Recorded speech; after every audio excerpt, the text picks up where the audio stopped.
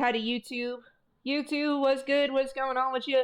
It's your girl Kyrie. Now, I know you've noticed my hands uh are not like as visible as usual. I have implemented a keyboard and trackpad for, video games and stuff.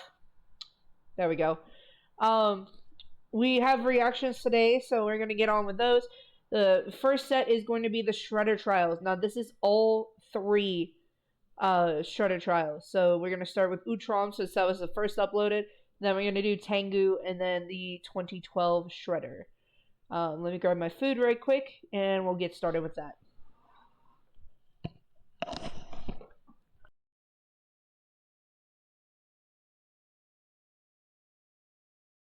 For Shredder. Alrighty, ladies and Hello. gentlemen, it is time for another trial of the round table. And a new challenger is approaching. Or Okay. if I want to be specific, challengers are approaching. But these challengers are all known under one name. And who is this man exactly? Well, let's Shredder? just say this man has been beefing with Turtle since 1987. I brought back some takeout, so let's get down and pig out. It's Shredder! Where? Ladies and gentlemen, the Shredder. So everybody sit back and relax. Let's go. Because the amount of evidence and exhibits I have on this man is about to make this the most massive and ambitious roundtable trial to date. So without Let's further go. ado, it is time to commence the Shredder trials. Exhibit A. Doo-doo. Y'all righty, ladies and gentlemen. I now present to you Exhibit A, the Utrom Shredder.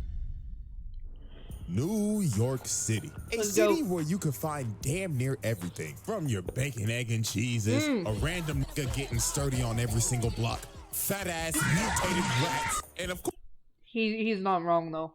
course, ninjas.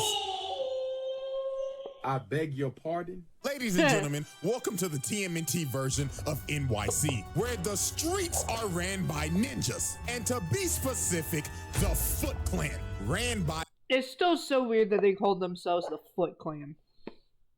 none other than Oroku Saki, or also known as the Shredder. Now, Okay. this man Shredder basically ruled the streets of New York with a iron fist. He had every single rival gang and every single mob boss bend the knee. I mean, look at his first example. We got a run-of-the-mill drug deal going on right now between the Foot and some random-ass mob. So bro right here come up and say, "You got the stuff? Do you have the payment? Oh, we got the money, all right." So bro throws the briefcase to him, and Big Dog got the case and started counting the money on the spot. And when he finished, he was like, Do you play us for a fool?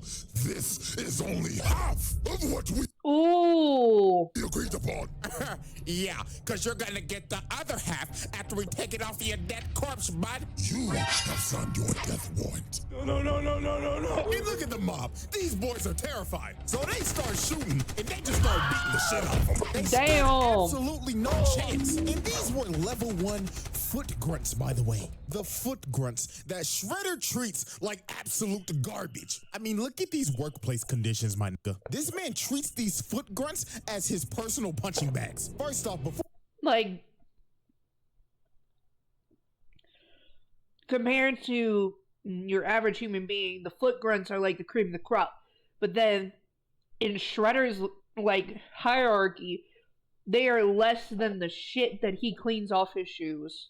Before they even start this beating session, they gotta glaze the nigga. They all got on one knee and started saying in unison, Master Shredder, our glorious king, we are honored to get our ass beat by you. So the reverse jumping session started. Foot nigga number 1 decides to pull a sword out, but look at this. Weave, roundhouse to the dome. And he just Damn. whooping they ass without even trying. Look at this. He bicycled Oh my a God. grown man into another man. And look how he landed. A whole hog of ass in his face.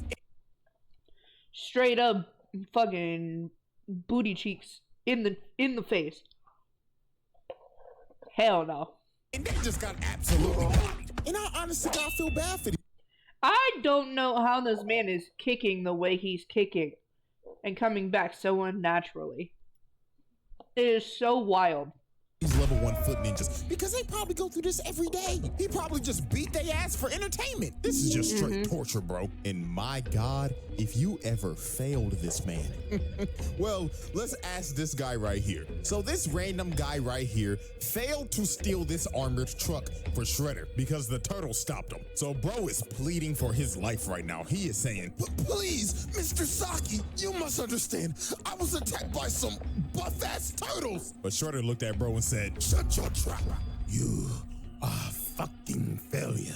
No, please. So he leaps at this man and you just see the door shut. They off-screened him. It was that bad. Jesus. All you hear is this man screaming and getting his ass beat. And you never see or hear from this man ever again. So guess what? Ding, ding, ding. You guessed Murder. it. Murder on aisle 4. This is dead. But there was one man who suffered the absolute worst of Shredder's wrath because of his... Baxter Stockman is the most abused character in the TMNT universe. Not into the TMNT universe, the TMNT multiverse. Constant failures, and that is none other than Baxter Stockman. Holy what he did to this nigga Stockman. It is inhumane. First of all, you're probably wondering how Stockman even got in this situation. Well, he was a scientist working for Shredder, and one day the turtles in April O'Neil blew up his lab. So while this man was trying to run away, he ended up running into Hunt, Shredder's big ass enforcer. So Hunt told Stockman, seems like you're in trouble, Mr. Stockman. And Stockman knew he was cooked, trying to yap and lie his ass off. But Hunt grabbed this nigga by the collar and walked him all the way back to Shredder. So they get back to base, and this motherfucker Stockman was like, well, you see, Master Shredder, this is just a minor setback. Cause with your funding, of course, I'll be back at work tomorrow. But this nigga Shredder grabbed his claw, got up and told him, nigga, do you think you're off the hook? You must pay for your failure, Stockman. So Hunt Shredder don't give no exceptions. Drug him off to God knows where, and the next time you see Stockman, he has a scar and a eye patch over his eye. He gouged out his eye. He straight up mutilated this man. And look how he treats this man on a daily basis. Stockman like, oh, Master Shredder, with my Ivy League genius brains, we wouldn't be in this situation right now. Shut your black ass up, Stockman. And guess what happened after this? He failed him again. So they took him back to the torture chamber and Hun mutilated him again. Fucking A. And the next time you see Stockman, bro cut off his arm and paralyzed him. That is so fucked. He turned this nigga to Charles. Yeah, holy shit is right, Sokka. Xavier. So I'm pretty sure y'all get how this works now. Every time this man fails, Shredder takes one of his body parts. And this isn't even the last time, but we'll save that for later. And trust me, it gets worse. I'm going to show you guys how my...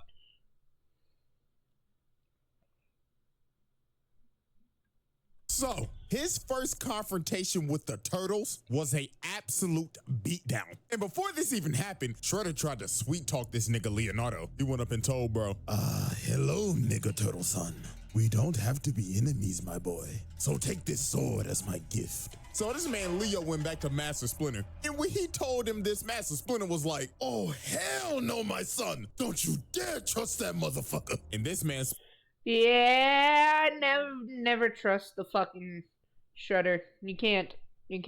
Splinter was right, because PTSD came and hit him like a train. Because years ago, when Splinter was the pet rat of Hamato Yoshi, the Foot Clan busted up in their house and jumped this man. So then Shredder came in, and they started to torture him while Splinter was watching. Then after he was done, he killed the nigga right in front of his face. Damn. So now they knew who they was dealing with. So later on that... I remember this episode with the sword. Damn. It's been a minute. Hi, sheep. Welcome in. Night, while they're on a rooftop, they end up getting ambushed by the Foot. And here comes this motherfucker Shredder. And this man came in... The way he landed on his tiptoes, man, he was standing on business already. pissed off. He was like, I gave you that expensive sword, and you still decide to fight against me. Did you know how much that costed me? like what, $50, bruh? Try 50,000, nigga. Oh. So Shredder sends his foot ninjas to attack him. And while this man Mikey is just twirling around his numchucks, Shredder comes from the top rope and drop kicks him across the building. Then he looks over at Leonardo. Bro said, come get some of this shit too. Then He said, I'm gonna kick all y'all asses. Y'all are not even gonna get a chance to fucking breathe. By the way, did you see the Batman versus Shredder battle? I have. How are you? I'm good. I'm good. How are you? over here, look at Donatello just spinning his staff like an idiot. Nigga think he Wukong. Shredder comes behind him and just throws him. And look at Donnie's stupid ass. You know he can't break throws. Then this man threw a sword to light the entire building on fire and just starts staring down Leo and Raph. So they all jump up and Shredder just knocks them out both in the air. This nigga is cooking them. And then You're good but cold. I'm sorry to hear that. look at this. Raphael gets up just to get kicked off the building into a dumpster. Then he kicked Leonardo off a building. Dog landed He washed the turtles in this one, bro. He really did. on a taxi. And them boys had to retreat because Shredder done destroyed the whole damn building. And look at this motherfucker walk out the fire and saying, "Oh, turtles, come out to play." I ain't gonna lie, I'd be shitting bricks if I was in their shoes. For real! At that point, you just need to hide. You need to run and hide. So then he called over his foot ninja. He said, "Foot ninjas, glaze me." "Yes, Master Shredder. If you want a pay raise, find those turtles." so Shredder had a bunch of foot ninjas just on a wild goose chase, hunting these boys throughout the entire night until the turtles just decided, F it, we can't outrun the nigga, so we might as well just fight him. So later on, they decide to have a standoff on the top of this roof. So here come this man I'm not gonna lie. The way they were posted up was hard as fuck. and Shredder, and he immediately said, "Foot ninja, jump the turtles." so they got a whole brawl going on right now. And I'm not gonna lie to you, this version of Shredder does not believe in fair ones at all. Every chance he gets, I need to lurk for a bit. Be back soon. Alright, sheep. he's gonna jump you. Look at this nigga Mikey just fighting for his life right now. Bro is on a fucked up ankle just for Shredder to come out of nowhere and send him flying. I mean, look at this nigga. Donatello is clearly getting jumped just for Shredder to walk up to bro and tell him, "Hey there, little green nigga. Catch this 4-piece combo." On that point, screw ninja art, time for Western art. Click, clack, no jutsu. Glicky, no jutsu. I feel it. I feel it. sent this nigga Donatello flying while he was off guard. This nigga don't believe in fair Come on, ones. man. Look at Leonardo. This man is backpedaling just for Shredder to come behind him and try to sneak him. Bro got lucky. Raphael bailed him out, but they just ended up trading places because Shredder picked this man Raphael up and threw him across the building. And look at poor Mikey. Y'all already know what's about to happen. Shredder sneaks this nigga again. Send him flying to the wall. And of course, this man Leo's the last man standing just for him to run right into Shredder. And bro just looked at him and said, "Night, night, nigga turtle." so this man Shredder had him beat. The turtles are already down 2-0 against this nigga. So right when he's about to deliver the killing blow, which is clear attempted murder, by the way, Master Splinter comes down and bails out his sons. And this man Shredder was pissed. He told Master Splinter, "Looks like New York's ever-growing rat pandemic has still been unsolved." but Master Splinter was not about to take that Lock the disrespect. fuck He in. led Shredder over to this water tower and gave him the bait of the century. He just started making bro miss so he would destroy the supports of the water tower. So when the tower started shaking, Master Splinter told him, "This is for my master Yoshi." so bro kicked the water tower on him. So dog got washed off the building and the water tower fell on him. So Master Splinter then bailed these boys out. Good shit, Splinter. Cause they think Shredder is dead. And I mean, shit, anybody would. Nobody is surviving that shit. But we would soon understand that this man is fucking unkillable. And I mean this literally. Bro dodges death like Ice Spice shaking ass. It just comes natural to him. So about a good week later, Leonardo decided to go on a morning training run. And everything just seemed all fine. Master Splinter was Yeah, surprise, motherfucker. like, take care of yourself, my son. And make sure to get that 40-yard dash faster. You looked slow the other day. So Leo goes out on his morning training run. So about 1 hour later, it started to get a little worried. Donatello's smartass was thinking in his head, what the Sigma? It's 8 o'clock sharp and Leo left at 7 a.m. Usually it takes him about 30 minutes to run. Hey guys, the fuck's going on? I don't know, bruh, but something is totally off. And their suspicions were right. Not the muscle man impression. Because literally 5 seconds later, Leonardo comes flying through the window. And this nigga is beat the fuck up. And Jesus Christ! Leonardo's last words before he lost conscious was, He's back. yes, this man Shredder came back with a vengeance because while Leonardo was on his training run, Shredder sent his elite guard to jump this nigga. And when they was done, they took Leonardo's swords, gave it to Shredder, and bro bended his swords and snapped him in half like a stick. And not even a minute later, Foot Ninja started busting into April O'Neil's apartment. They said, we commit home invasion today. So the Turtles had to retreat to get to the store downstairs before they got overran. So later on when they got to the store, Shredder comes and kicks down the door. And bro walked in saying, 1, 2, 3, 4. How many nigga turtles are in my store? I know you're stealing. Well, actually, you're the one busting into April's. Well, this will put the price lower on the apartment, yeah. Also, that was racist as hell. Shredder said, I know you're stealing. Like, bruh. Store right now, so technically you're the one stealing, bruh. You know what, Mikey? You actually got a point right now. Silence, you little green shits! Quit all that yapping and come get these hands. so they dive in on him, and Raphael comes in first. But look at this. Bro hits the dunk of the century Damn. and punishes the hell out of him. Mikey comes in and gets cooked as usual, and here comes Donatello, but he whiffs. And look at the sidestep. Bitch! Get this man into a stripper pole. But nah, I ain't gonna lie, we gotta ask this question. April, why the hell you got a stripper pole in your store? You damn freak. Shorty probably got a secret OF. So here Bruh. I don't think it was that serious. comes Master Splinter, and obviously Shredder wants his run back. So they start fighting again, but I ain't gonna lie, Shredder started getting cooked by this rat Hi, Zelmox. again, because Master Splinter just had too much sauce. That's too much sauce. So bro Too ended up much. kicking a bookcase on him, and they decided to retreat in this cellar. So while the Foot was trying to open up the door, the cops ended up pulling up. So Shredder told his Foot to disappear. Shredder's like, let me in. Let me in! Hi, babe.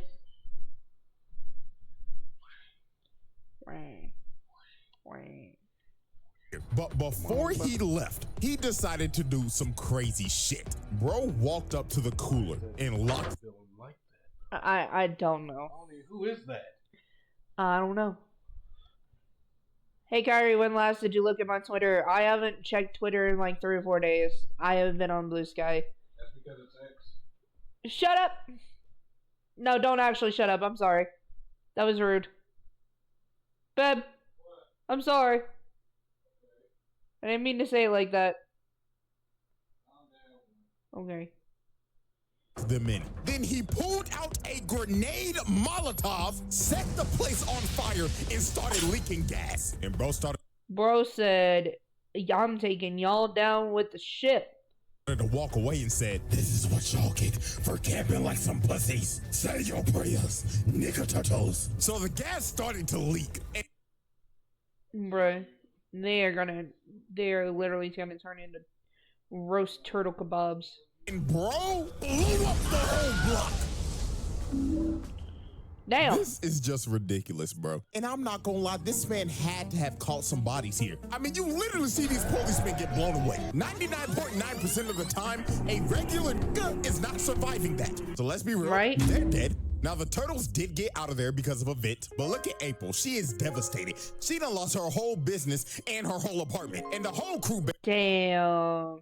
basically had to leave New York. So Shredder effectively ran these niggas out of New York and put Leo in a coma. Bro was out for like a week. So the Turtles recovered as time passed, and they decided to assault this man's lair. So while they broke into Shredder's lair, they ended up finding some pretty dark things that Shredder has done. And that would be human experimentation. Because they found this lab, and it consisted of a bunch of mutated Shredders, and also Mutated shredders. They was kidnapping motherfuckers. They found this video of these foot mad scientists that was experimenting on people that they kidnapped and was mutating them into monsters. So yeah, this man is a sick nigga, bro. But anyways, they get to the top floor to confront Shredder. But before they get the chance to fight, this motherfucker Baxter Stockman pulls up in a whole mech. So Shredder was like, Stockman, what? Bruh. Bro doesn't even have a body anymore. He just got a head. The fuck are you doing? Well, Master Shredder, this is my Emancipation Proclamation. Cause I'm done being your motherfucking slave, nigga. So this man grabbed Shredder, started throwing him around and dog walking him. Stockman was finally getting his get back from all the mutilation and the torture he's received. But his reparations would not last long. Shredder jumped up and just sent bro to the shadow room. Don't worry, it's been better with each second. God, dude. Baxter doesn't get a fucking break. So after that altercation, Shredder was like, Now then, let's get down to business. Shredder starts whooping they ass. So here comes Master Splinter trying to bail out his sons again. But this time, it wasn't gonna work. Shredder jumps up and roundhouses this nigga through the glass and off of the damn building. Shit, bro got lucky this was Leonardo saving his life and not Spider-Man. Because we all know what happened last time Pete was in this situation. Blew them. Bro. Am I better? I mean worse. Yeah. He referenced the Gwen Stacy, bro. Back out. But while Leo was saving Master Splinter, everybody else was just getting their ass kicked. It looked like Shredder at this point was just having fun. Then later on into the fight, he ends up pulling out this sword called the Sword of Tengu, which is a mystical sword that he had made a long time ago. We will learn about this soon. But he ends up blasting the turtles and knocking them all out. So they was fighting for dear life at this point because Shredder's using this busted ass sword. But they ended up knocking it out of his hand so Leo could grab it. And Leonardo and Shredder stood off for one final strike. This is an insane fight, bro. And well, the plot kicked in hard. And Leonardo ended up decapitating the Shredder. So now the battle is over and the turtles have defeated the Shredder. Or so they thought. Because this man got up, grabbed his head, and walked off into the fire. And that is insane. how the hell did he do this? Well, this is where shit gets crazy. The Shredder Trials. Exhibit A wrap up. Multiple counts of murder, mutilation, torture, kidnapping, home invasion, trafficking, racketeering, property damage, multiple counts of attempted murder, assault on multiple counts. Insane. Bro is a menace. Bro is dead ass a menace. Oh yeah, y'all get to see the Utroms. They're fucking weird looking. Emmy winning the traitor.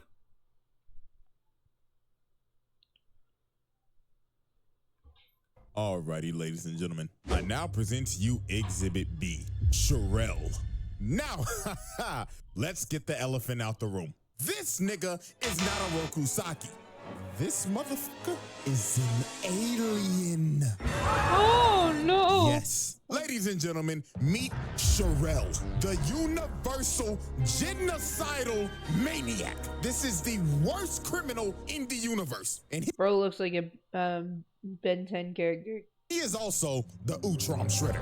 Now, it's time to go back to the 11th century. Now, this alien race called the Utroms are a very peaceful race, but there was one outlier, and that was Sherelle. Now, currently, they have him in custody, and they're taking him back to the planet to be tried for his crimes against the universe. But Sherelle was not gonna let that happen. So later on, Sherelle ended up escaping and overriding the ship's engines, making the ship crash on the nearest planet. And that planet was Earth. Now, the Utroms were very technologically advanced, but since Earth was basically so far behind back then, they couldn't repair their ship, so they were stranded. So they decided we might as well just blend in and live with these people. So with the technology they had, they made exosuits so they could blend in with humans. So one day, when this Utrom was taking an exosuit on a test drive, he ends up falling into a trap and he gets sent flying by a log. And this What the fuck? trap was set up by none other than Sherelle. And he looked at the poor little nigga in there and said, "What a wonderful toy. Move, little nigga." So he carjacks this little nigga. Then he decides to just pick him up and just throw him. Who knows where that little nigga just landed? But That's so awful, dude. after this is where everything makes sense. We see these Utroms working, and they end up getting attacked by foot ninjas. And they are being led by none other than the Shredder, aka Sherelle. This version of Shredder that we have been talking about is a 1,000-year-old alien that established the Foot Clan back all the way in the feudal era of Japan. And look at this man. He is beating the dog shit out of these Utroms. And look at Buddy right here. He just like, oh, what is the meaning of this? What have we done to you? What have you done to me? Oh, simply breathing the same air as me. Look at him. Damn. He is boxing this nigga up. This motherfucker been jumping niggas since the 11th century. Now, y'all remember Shredder is an alien. Yeah, exactly. Well, that's the iteration we're talking about. Man, the fact that he could control that body as well as he did was insane. that sword? The sword of Tengu? This is when it was made. So he had blacksmiths build him a sword that was salvaged from the Utrom technology. So the blacksmith presented him with the sword, and the blacksmith told him, "Oh yes, no, I was BRB a moment. I'm going for chocolate. Oh, gotcha. Are you ready to Also, the body is mechanical. Yeah, I know that. I know that. discuss payments, Lord Shredder? Payment? Oh, I will gladly give you payment." So he aimed the sword at them and blew them. Like, nigga, They just made you a sword and you're just gonna blast them like that. why? They gladly built that sword for you, and you just blew them to bits. Okay, nigga. Triple homicide on all three. So after this, throughout the century, Shredder just expanded the What? I didn't know. I didn't know.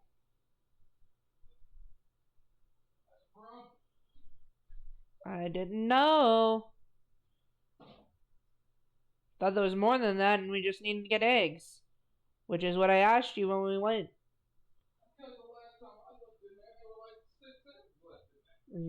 I haven't touched the eggs.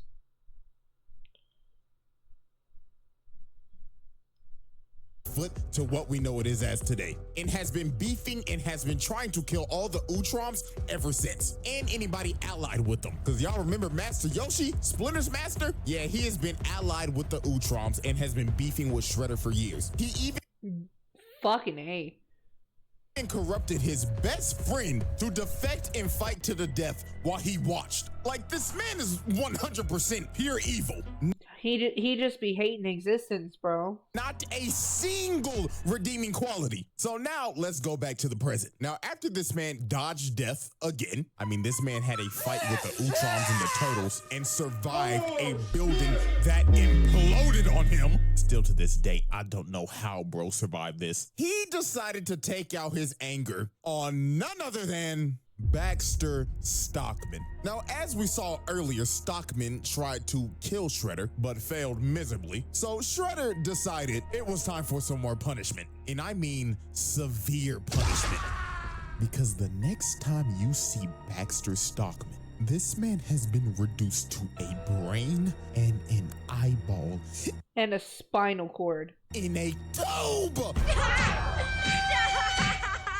He's already dead. This And that is so gross, bro. That's so sick and depraved.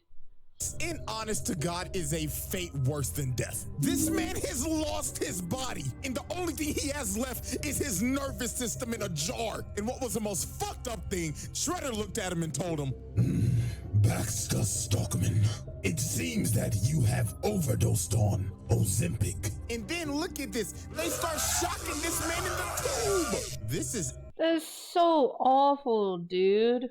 actually horrible. The fact that this was showed on 4Kids is insane. Yeah. That's another thing. I'm just like, 4Kids doesn't even... 4Kids censors so much out of their shows. And yet they allowed the brain, eyeball, and spinal column from Baxter Stockman.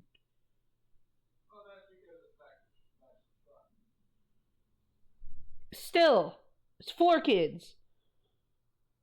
4Kids doesn't normally do that. Because we slowly watch this dude get mutilated and reduced all the way to a brain in a jar. Crazy work, bro. So fast forward a couple days later. This is for 4Kids, but Yu-Gi-Oh! GX Season 4 is bad, right?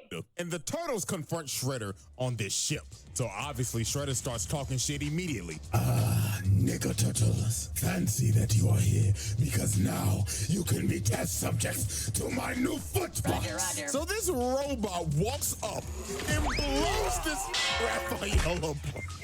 So a whole brawl ends up breaking out. And of course, Shredder and Splinter face off again. And poor old Master Splinter got his ass whooped. Like, Shredder was teeing off on this nigga. Like, you could see the pain in Master Splinter shaking his head like, Oh, lordy, lordy, lord, I'm getting too old for this shit. so a big ass explosion goes off, and Splinter ends up getting knocked down, and Unk is not getting up. Somebody need to call Life Alert for this old nigga now, because Shredder's about to kill this man. But this Triceraton rams Shredder away, so he ends up boxing with Dino nigga, and this big ass motherfucker picked him up and threw him across the ship and hammer fisted him into this fire pit. So Big Dog thought he won. He was like, Victory for the Republic! but the Turtles was like, yo, turn around, bro. Because this motherfucker Shredder got up and stabbed him in the booty.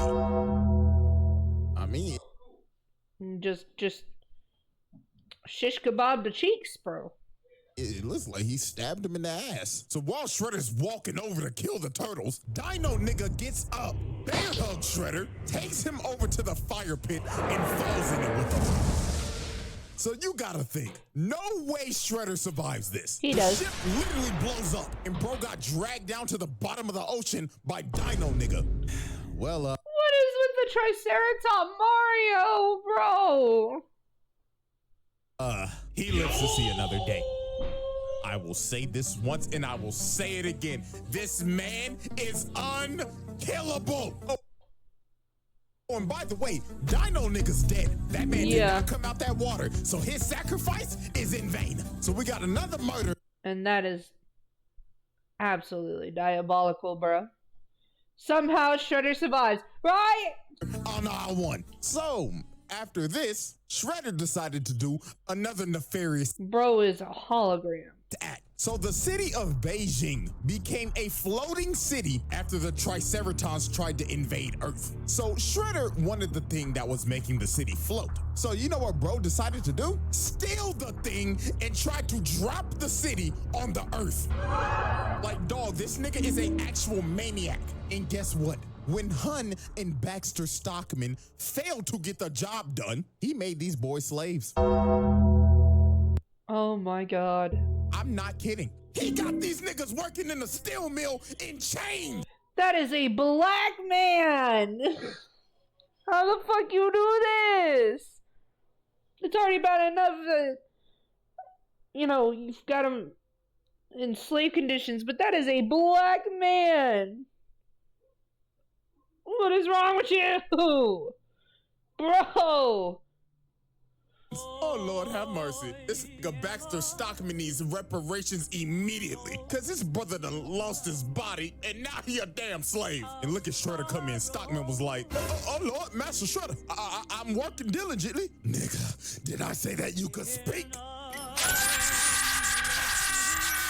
Oh my god. Lord bless his brother. So more time would pass, and Shredder would start gaining more influence in the city. I mean, he had the mayor on his payroll, and he started to build a ship because he wanted to go to the home planet of the Utroms and conquer their planet. But the Turtles was not having that shit, because if they don't stop him now, he's gonna take over the galaxy. So they pull up on Shredder. Intergalactic conquest. And they don't sugarcoat it. They start jumping the hell out of this man. Like, this shit was crazy. They had bro stumbling and shit. Bro fell to the ground and he was like, in all my centuries, I've never had my ass beat like this. So y'all know Shredder was not about to go out like no bitch. Bro pops up and starts beating the hell out of everybody. Planted these niggas on a wall, and Splinter came from the top rope, but Dog caught the sword and kicked him across the room. So Shredder ends up fleeing all the way to his ship, and he takes off into space. So it was time for the final confrontation. So Shredder pulls up in his final boss armor that's got 4 fucking arms on.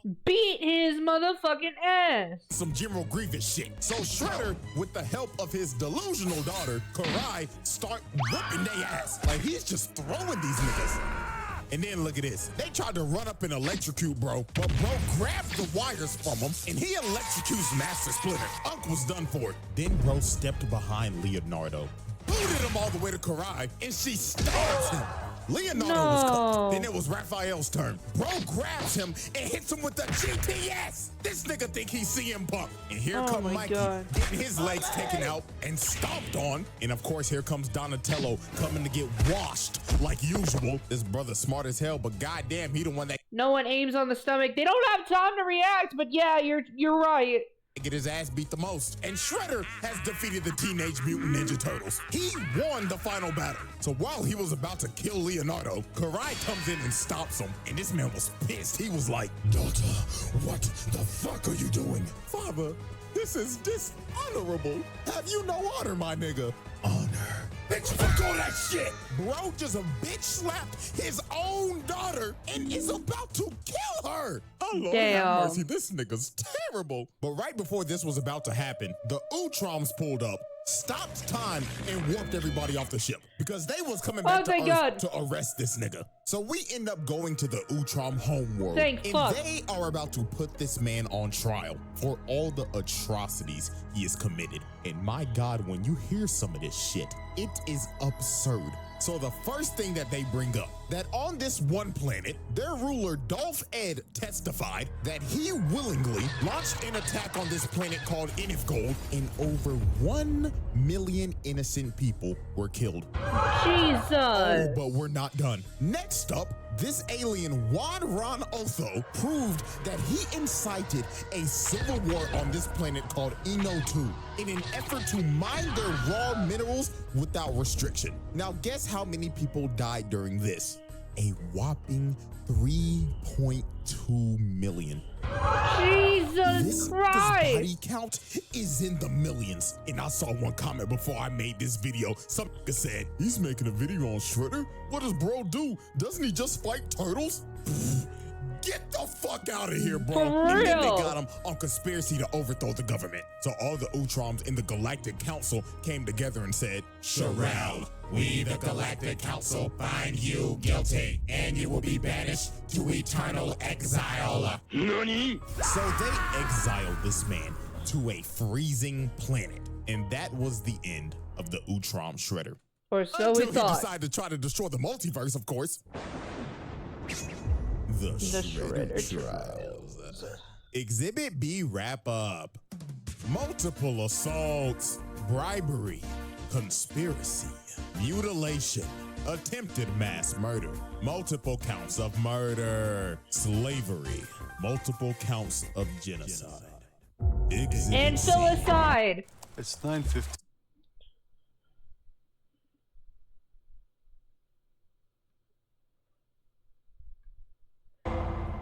Don't forget the filicide.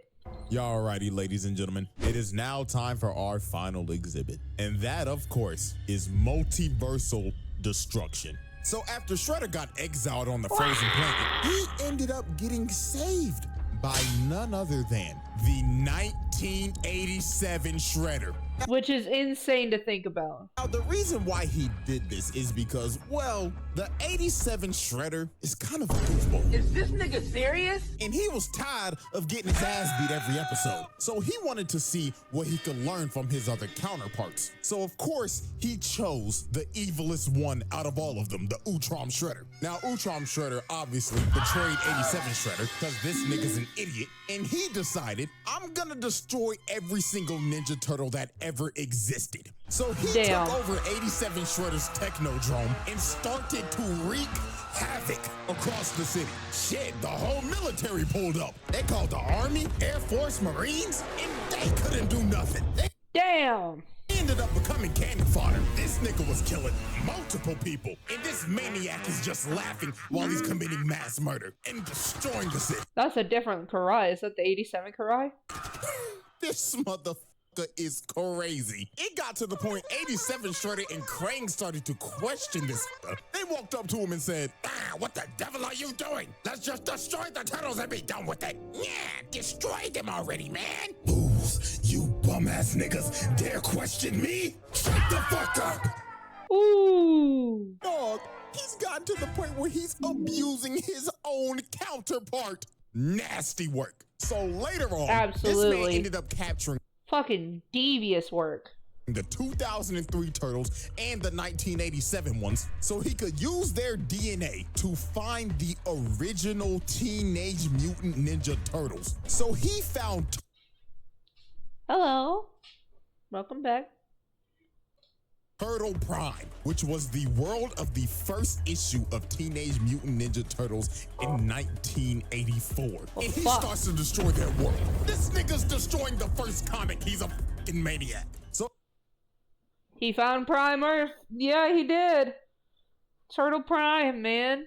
He's like, I'm gonna wipe you guys out from existence. it was time for the final battle. So to save the multiverse, the 2003 87 and 84 Turtles, along with 87 Shredder, Krang, Karai, and Master Splinter, was about to jump this man. Because if he destroys this universe, everybody gets erased from existence. So this motherfucker turned into a giant, and he said, Oh, this is my lucky day. I count 12 turtles, a rat, my bitch-made counterpart, a pink blob, and my thought daughter. Not the thought daughter.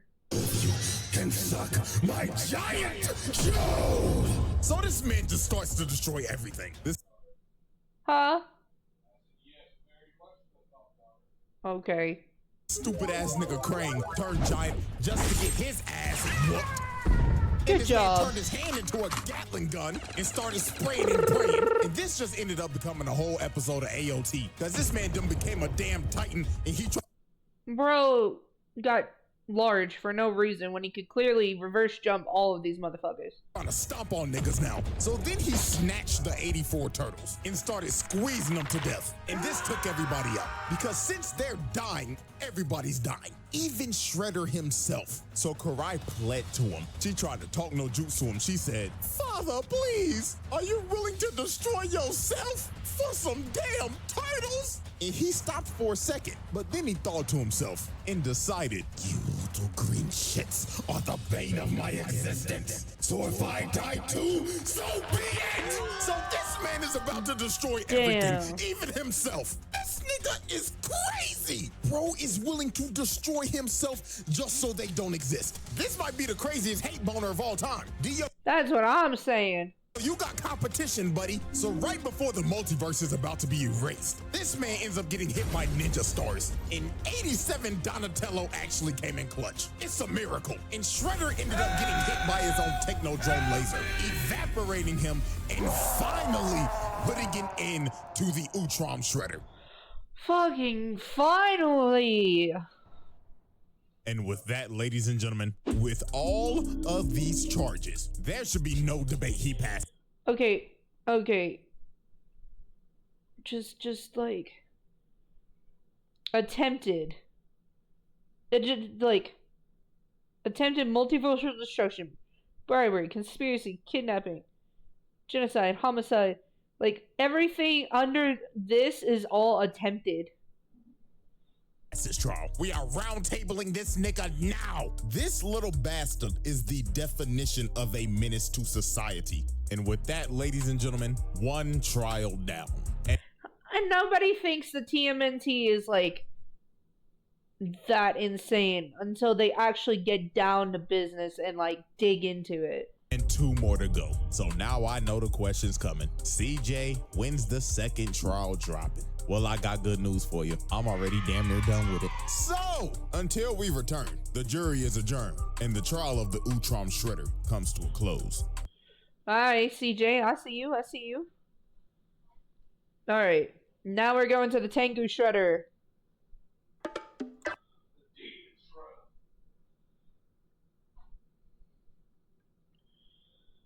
TMNT is goated? Yes, it is. But everybody thinks it's like a casual watch, though. That's the thing. Nobody really sees how diabolical this shit is until they actually start digging deep.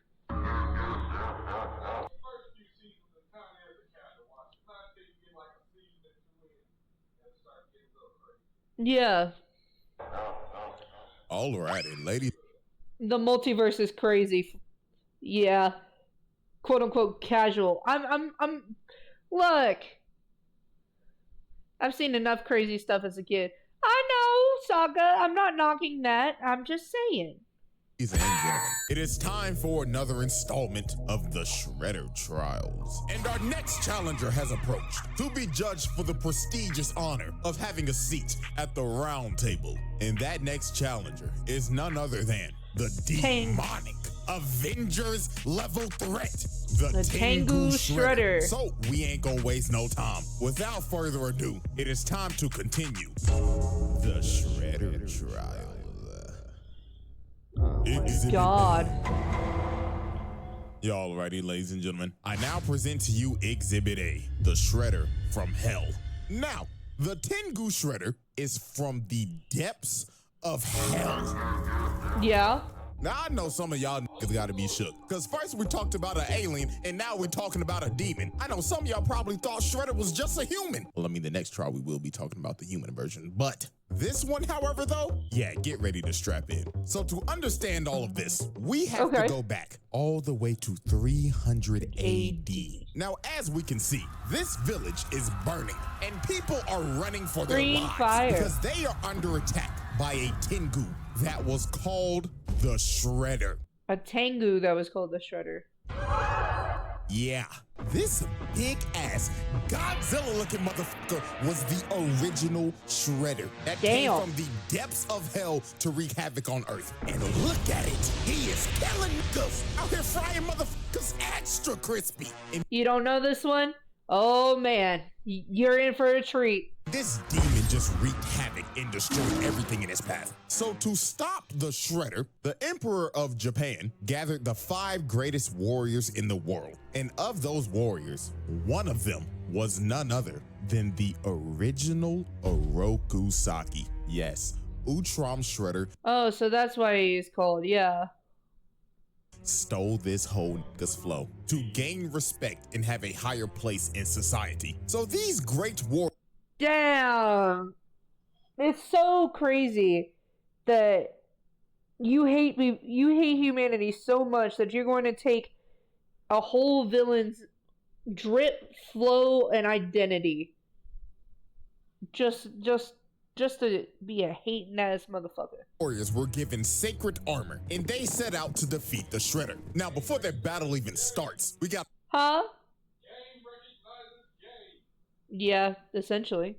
to pump the brakes because look at this shit. That is a whole village over there that has been burnt down and destroyed. And by my calculations, those villagers are 99.9% dead. I mean, let's be real. It's a demon. He probably snatched all their damn souls. But anyways, the warriors pull up on Shredder and immediately start to get washed. They stood no chance. Look at this dude and his poor horse. Shredder winded up his fist all the way to the heavens. Shooters finna shoot. I see you, Kuro.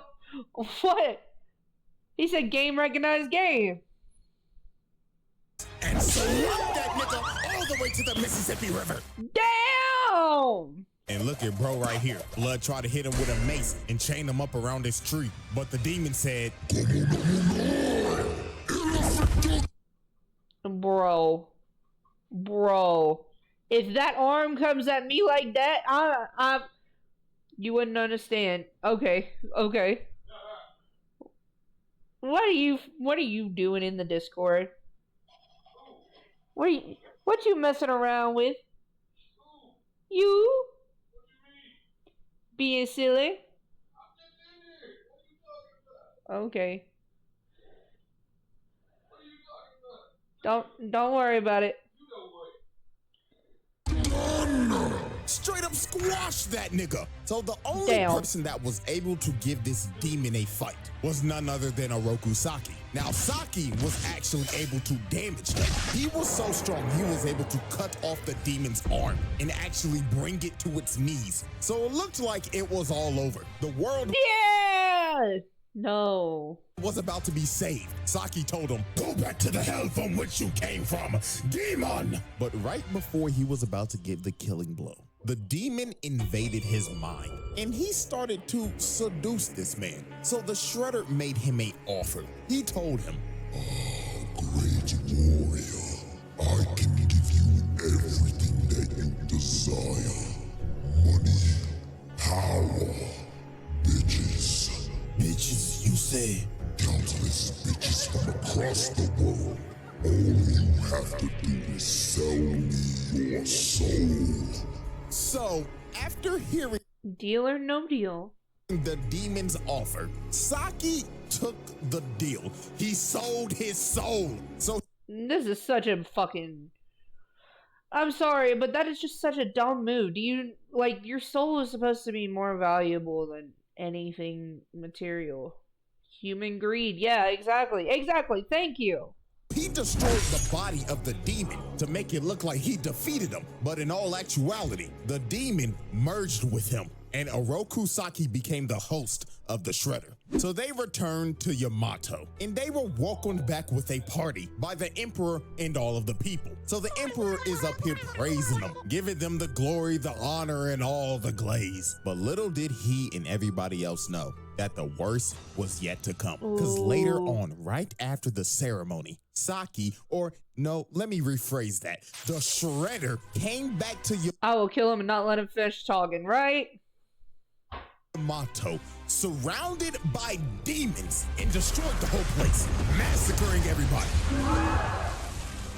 So, the Emperor? Yeah, that nigga's dead. And over time, he just plunged the entire world into darkness. Nobody could stop this nigga, not even armies. They all failed. He became the world's most feared warlord. And on top of that, he was a Avengers level threat. It was... Man, he was conquering civilizations. Hopeless. This was the Demon King that all the isekai protagonists are summoned to come defeat. So there was only one way to stop this Demon King Shredder. The 4 other ninjas that used to be his teammates had to learn mystic arts so they could ascend to godhood, because that was the only way they were going to be able to stop him. So years later, after they finished training and became gods, they went to confront their old friend. Now, as we can see, the Shredder, or should I call him Oroku Hefner, is having a good old time with his bitches. The royal penis is clean, Your Highness. Hey, to the motherfucking yo! The 4 dragon warriors bust up in his crib. So obviously this man Shredder was pissed. He told him, "Oh, you cock-blocking motherfuckers. We were just about to get to the good part. Fuck you, Saki. You betrayed us. Your best friends. All for what, Saki? For a taste of pussy? Right? Don't act like I was in the wrong. Hanging out with you pussyless fools was never going to get me laid." So Shredder attacks him, but the 4 dragons were ready, because with their mystic arts, they were able to keep up with him. So they actually end up knocking this man down. Hell, they couldn't even believe it. So the Shredder decided it was time to release his full power. So this man transforms into a dragon. Bro turned into an entire Bakugan. Let's just keep it a buck. this was wild. You had to think, oh, these niggas are about to get cooked. But then Right. you gotta remember, oh wait, these niggas are also gods too. So they transformed into dragon avatars as well. So it was time for the final boss battle with the world at stake. A big ass dragon battle. fight. So the motherfucking Green Ranger hits him from the back and smashes him in the ground. But this man got up and used super explosive wave, sending everybody flying. The Yellow Ranger got flung all the way into a mountain. And oh my God, look what he did to the It was insane. Insane. Green Ranger. Nigga grabbed her neck and Kyrie, do we jump him as well? Yes, we jump him. planted her in the ground. Then he threw her so hard it Yes. destroyed the whole castle. But the 4 dragons were persistent. Even though they was getting their ass whooped and getting bitch slapped, they kept on jumping them. So then the Yellow Ranger ends up turning into Kung Lao. Nigga threw his hat and it turned into a shuriken, cutting off both Destructo Disc! of his hands. Then they start using Ki Blast to seal this man's spirit. So he ended up running out of ki for his transformation and ended up falling all the way down to the ground. The Shredder's reign of terror was finally over. About damn So time. the 4 dragons came up with a plan because they knew they couldn't kill him because this man was an entity. Death would Hell not yeah. hold this man back. So they decided to seal him so he would never resurrect. So these 4 ninjas ended up becoming the legendary Ninja Tribunal. And their whole purpose was to watch over this man's casket and to train warriors if this man ever resurrected. And they did this for 1,700 years. So everything Damn. seemed all fine and dandy. Until his acolytes broke in, stole his casket, and resurrected him. Bruh, now you fucked up. Now you have fucked up. The Shredder Trials. Exhibit A wrap up. Multiple mass murders. Property damage. How do they know? I mean, I'm sure that the legend has been told throughout the globe. Multiple attempted murders. Criminal mischief. No, Sokka, I think that the legend was just told so much that people knew where it was. Treason of the highest order. War crimes. Exhibit B. Alrighty, ladies and gentlemen, I now present to you Exhibit B, Dark Resurrection. So, as I stated at the end of Exhibit A, Huh? What's going on?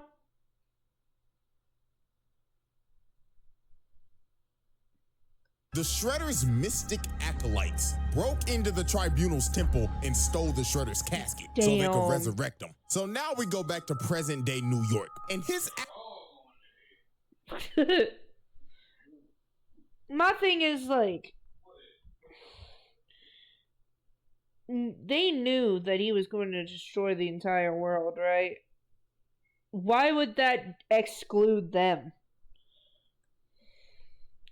They're gonna get destroyed too, so why the fuck did they do it? acolytes are performing the ritual in the Chrysler Building.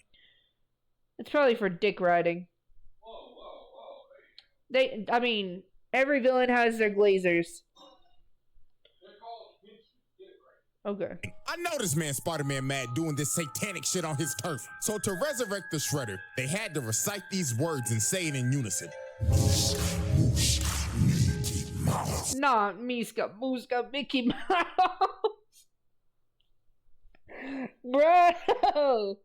Bro.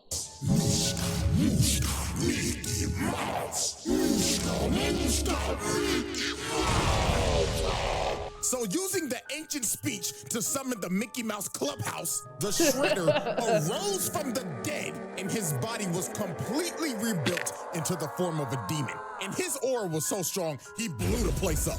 So once the acolytes knew this man was back, they instantly started glazing. This nigga Shredder was on some Roman Reigns shit. The first thing he said out the casket was, "Acknowledge me." Oh, yes, me lord. So Shredder was itching to do some bad things because the man's been sealed for 1700 years. But also, the acolytes told him about the Utrom Shredder. and how he impersonated him for years. And Damn. even though Utrom Shredder isn't here anymore, Karai became the new Shredder. So this man was lit and immediately attacked his acolytes. And bro was yelling at him and telling him, How dare you let those bum-ass niggas tarnish my name? Oh, master, Oh. we apologize. So the first thing on this man's agenda was We to will head to the foot apologize. headquarters. And while he was on the way, he decided to cause mayhem. Nigga was floating down. Bro said, I have been trapped for 1700 years. There's no way that I'm coming in to fight peacefully. Karai Loki a baddie for real though. Down the streets and just destroying everything, causing multiple car crashes, blowing up newspaper stands, vandalizing that one statue outside of the Rockefeller Center. And my Damn. God, this was the worst one. He let this motherfucker right here burn alive in a car. That's fucking diabolical.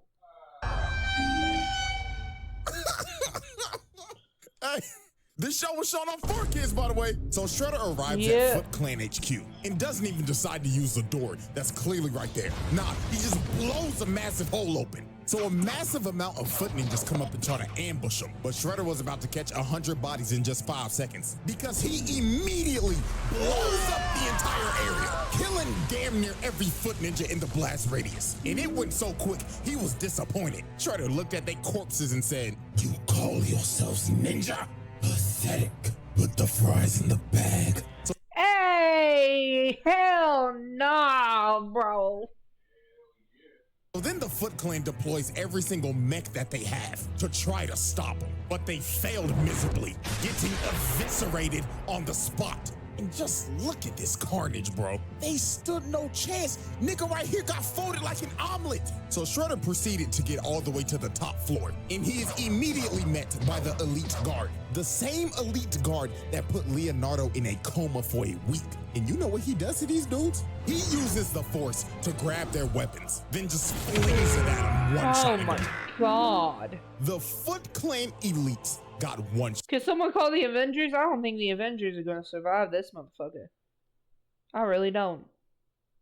shot by this man. Unbelievable. So the last people to try to stop him were these recon ninja trying to seal him, but this did not work at all because this man just breaks out of what they tried to seal him in and brutally snatches their souls. He left their bodies a empty husk.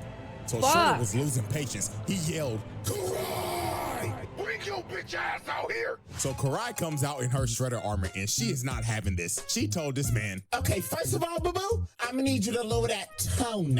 Rolling up on my turf on some bullshit. Nigga, who the fuck you think? The way he says on some bullshit is so funny to me. Like the sass is so funny, bruh. Some bullshit. Think you is? The Shredder? I'm a psychologist, nigga. You don't think I can read right through your phony ass? Newsflash, old nigga, I'm in charge now. so Karai tries to attack him, but bro immediately grabs her and throws her into a pit. And Shredder was feeling himself, yapping at her and saying, Oh yeah. Screw it, call Justice League. You sure they gonna make it? You sure they gonna make it? Own up, you raggedy bitch. so bro grabbed Please call somebody. her and threw her across the room again. This nigga did not come to play games, so Karai had to pull out her trump card. She pulled out some holy water and threw it on the nigga, and she actually started pushing him. She had this man scrambling, so then she kicks him on the wall and stabs him right in the gut. And bro falls to his knees, and it looks like Karai's won. But my God, this was some up shit this man did. His helmet falls off, and he just looks at her, and her emotions start to get the best of her. Oh shit. Cause she sees his face and she's like, Daddy? Oh, my sweet child. So she comes down to try to help him because she thinks this is her dad. But he turns his face back into a demon and just starts laughing at her. She is legit traumatized. And bro just gets up and rips the sword out of his stomach. Nigga said, Foolish little girl, you thought this weak shit would kill me? so he Right. turns the sword into a snake and just has it chase her around. which is so goddamn diabolical, bro. That you gonna turn your own enemy's weapon into a living creature and then have it hunt your enemy. That's fucked up. While he's just watching and laughing the whole time she's running for her life. This is a sick nigga. So then he comes down and drop kicks her, and she ends up running into a pole, and the snake wraps her up. So before he's about to deliver the final strike, he's giving her a choice of, do you want to die by my claws or my serpent's fangs? Choose wisely now. So when he's going in for the kill, she makes a hard read and ducks this man, and he ends up cutting off the serpent's head. So Shredder lost all his patience. He grabbed her and just threw her on the wall. And bro floated up to her and told her, You dare call yourself Shredder? You fucking fraud. Take this shit off. So he rips off her armor, and then he probably said the wildest line in this Oh god, yeah, this was out of pocket. entire show. In his exact words, I quote, After looking at you, perhaps I should let you live after all. You would make a fine slave. Hey, to the motherfucking yo. A to the motherfucking yo.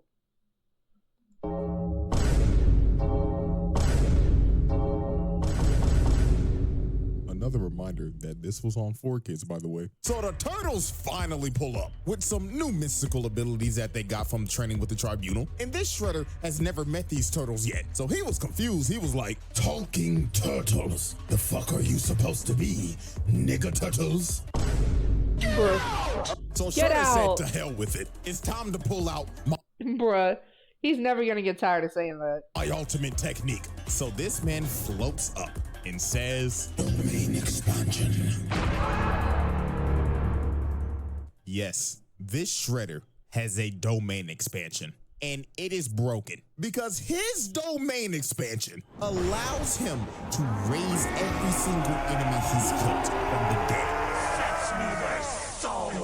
Damn. So all those people he killed during his conquest back in 300 AD, yeah, he could bring them right back up, along with other creatures from the nether realm. So he has them attack everybody, and they can't do nothing, because every time they take one out, they just rise back up. They were going It's against so the Immortal stupid. Army, but here comes Karai again, but she got a new toy. She got a holy water sword. So she Didn't she already have this in the last fight? starts clashing swords with Shredder, and she actually ends up landing a hit. But this just pissed him off, because he walked her down and cut her sword in half. Oh, fuck! So he walked her down and had his undead grab her and hold her in place. So he is about to kill her, but Karai's boyfriend, Dr. Chaplin, shoots this nigga with a holy water gun, blowing a hole in his stomach. But this did nothing. This man was truly immortal. He started laughing and just regenerated. So he looked at her boyfriend and said, Oh, I get it. Is this your girl, nigga? Well, if it is, congratulations. Because you have a front row seat of me blowing your bitch back out. That was the most insane line. Bro, just no chill. None. to be honest with you, I don't know how the hell How did she survive this, bro? Like, how? Karai survived this. I don't. She should be dead.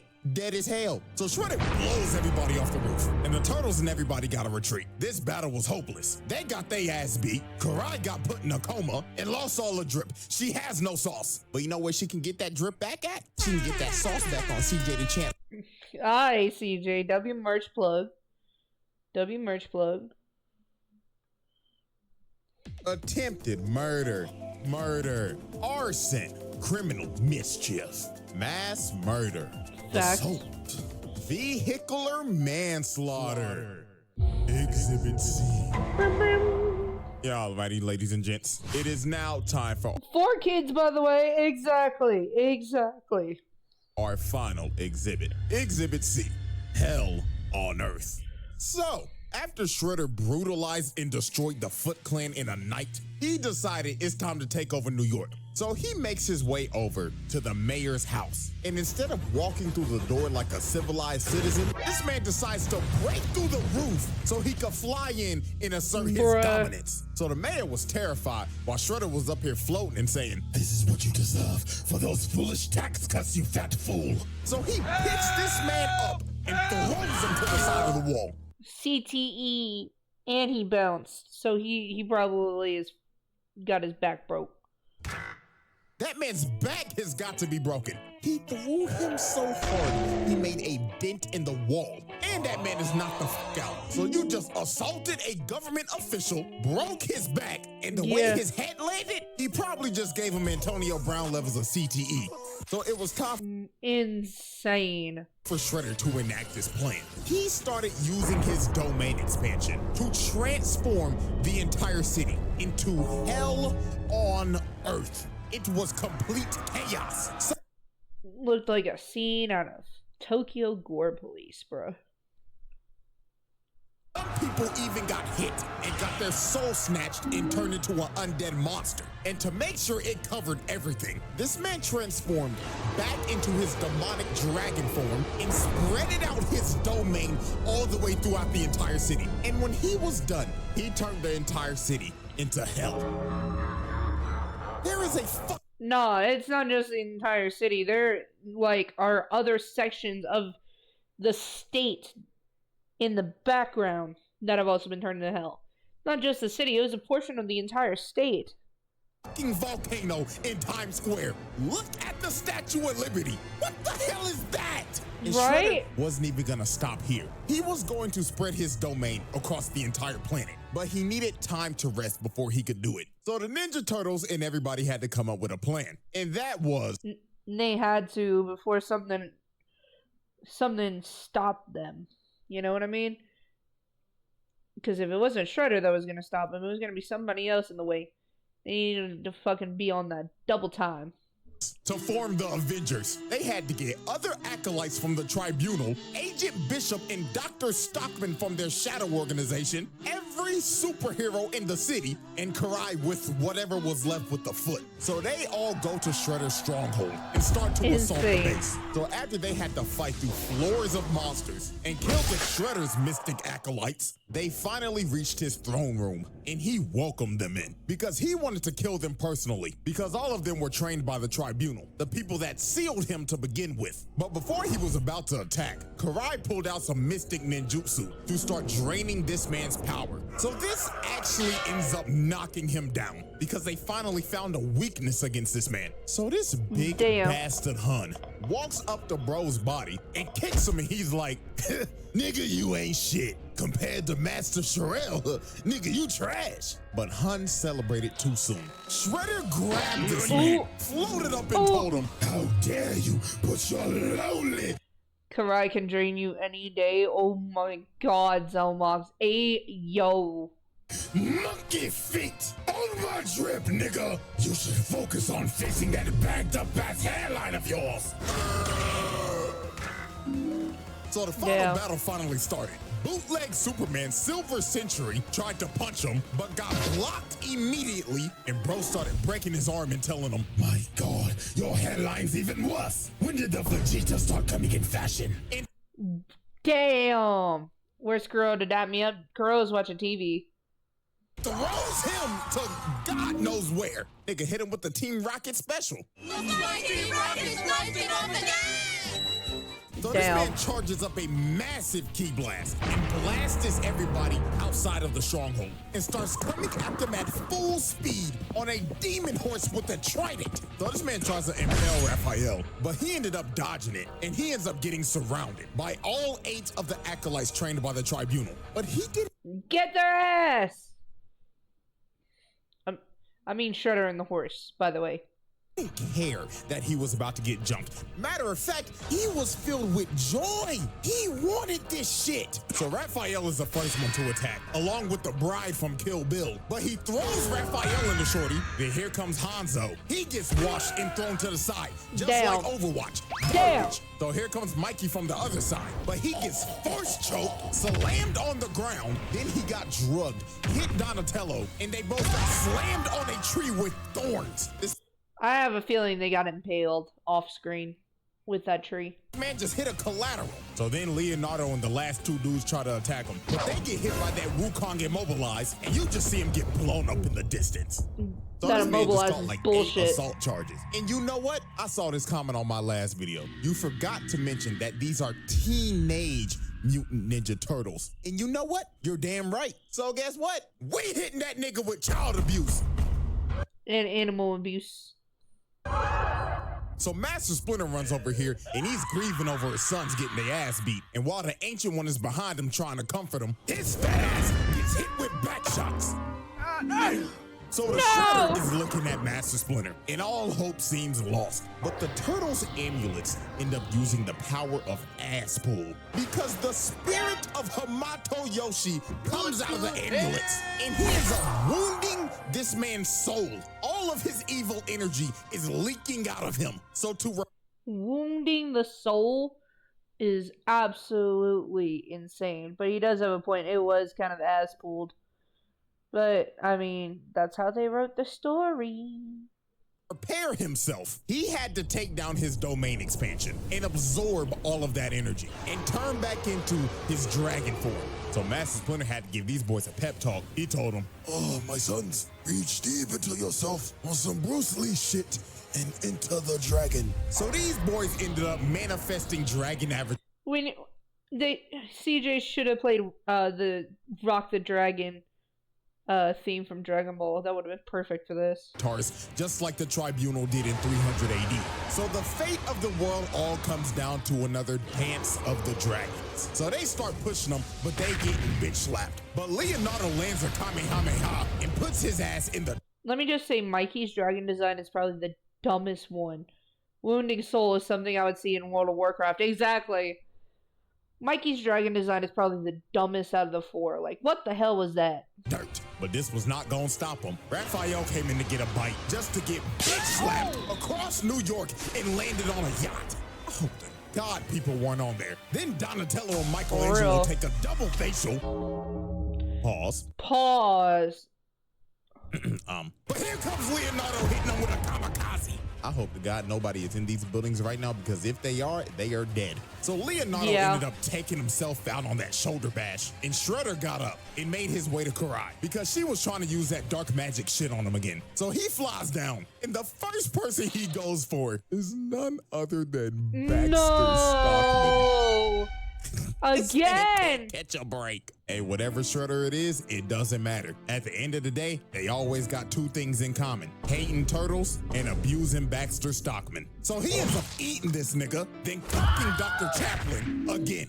So he is about to chow down on Karai. But Raphael and Donatello grab him by the snout, and Mikey comes in with the spear, planting his big ass. Damn. And that gave Karai enough time to finish the ritual and zapping all of this man's dark energy. So they start jumping and playing ping pong with his ass. And it got so bad, he ended up losing his helmet and his gauntlet. And that is significant because that makes him a mortal being again. So Donatello comes from the top rope and sits on him. Then after pinning him down, their amulets end up manifesting the spirit of Hamato Yoshi again. So this man Shredder was pissed. He was yelling at him like, No, I will not lose to some bullshit. This makes no fucking sense. You all right? It doesn't make a lick of sense. But it doesn't matter, because this is on 4Kids. Nani? So Hamato Yoshi jumps up and freezes this nigga, splitting him right down the middle. Conclusion. All right, everybody. We now turn our attention to the board of charges. And my God, just look at Jesus Look Christ. at absolutely nasty work. Multiple charges with multiple counts. I think it's safe to say another Shredder, another seat at the table. Jesus Christ. Because this spread is ridiculous. And we still got one more to go. And this last one, he takes Hayton to a 2012 Shredder is honestly such a fucking dick. Such a dick. Another level. So before I get out of here, I just gotta thank y'all for 2 meal real quick. Absolutely. Demons are going. For me, it's a happy ending. Understood. absolutely insane. It's still so surreal to me, man, because I had no clue I would get this far. I was We love you, CJ. You chaotic motherfucker. just doing this shit in college for fun and voila. But hey, man, I wouldn't take it back. So I love every single one of y'all. And until the final trial, the Shredder Trials. All right, y'all. Oh, hello. All right, we got the last one. This one is an hour long. It's the Shredder, a generational hater. I'm being snuggled. Her punishment. You think he would just ground her or spank her or something? No. He decided to hang her over a giant pit of mutagen. No, bro, I've seen enough. Congratulations, you 4 out of and you too, you deadbeat trifling ass son of a bitch. I finally found the worst dad in y'all, bro. Holy God. Dog, even worst father of the century. Hanging your own kid is crazy, not gonna lie. Quiet, she will be perfectly fine. Isn't that right, my precious honey bun? Jesus Christ. This Shredder did cry so dirty. Yeah, we've been wondering where you've been, CJ, because it's been like 3 months, 4 months. It's been a year. Really? That's what he said. Jesus Christ, man. Did you check the upload date for that? For the part 2? Yeah, it said 3 months ago. Yeah. Yeah, it's been a year. Okay. I see where you're coming with that. Last December. Damn. It's been 3 months, guys. Kuro just likes the dad jokes of see you next year and things of that nature. Alrighty, ladies and gentlemen, it is time for the... What the fuck was that? Shredder doing a TikTok dance or some shit. final trial of the Shredder. And the last challenger has approached to be judged for that superb round table status. Yep. And my God, it is time for one of the greatest haters of all time. And I mean this with no exaggeration. He like is one of the biggest haters in any universe. Top 5, damn near GOAT status if it wasn't for this. It is none other than the 2012 Shredder. So y'all already know how this goes down. The evidence is on deck and ready to and it's a big ass binder of evidence be presented. So without further ado, it is time for the finale of the Shredder Trials. Before we continue with this, I'm gonna head to the restroom right quick. And then we're gonna get into the Shredder Trials, all right? So without further ado, it is time for the finale of the Shredder Trials. Exhibit A. Alrighty, ladies and gentlemen, I now present to you Exhibit A, the genesis of hatred. Better. Now, as we know with these trials, we have dealt with some crazy cases, from the mass murdering alien to the demon that rose from hell. But now we are finally dealing with the human. But that doesn't exempt him from doing some crazy ass shit. Because this Shredder is known for being the hating ass nigga. Well, damn. Now, to understand why this man is the way he is, it only feels right to start back all the way at the beginning. So many years ago, the Foot Clan got completely washed by the Hamato clan, and their leader, Oroku Kaiji, was killed. So the only person who was left alive was a baby whose name was none other than Oroku Saki. So the leader of the Hamato clan decided to adopt him and raised him with his other son, Hamato. I mean, bro.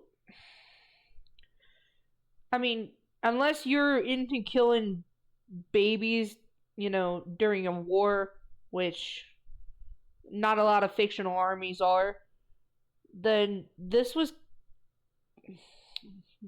probably the best outcome. I say that now, but like also Shredder is just a piece of shit. So it's the best outcome for Saki. It wasn't the best outcome for anybody else. Yoshi, aka Master Splinter. Again, Splinter's design is super clean. So these boys grew up as the best of friends, brothers. They even served in the damn war together. Look at these boys posted up in Nam. I know nobody was fucking with this squad. And these boys was tight, brothers for life, ride or die. But something happened that completely destroyed their relationship. And it was none other than a female.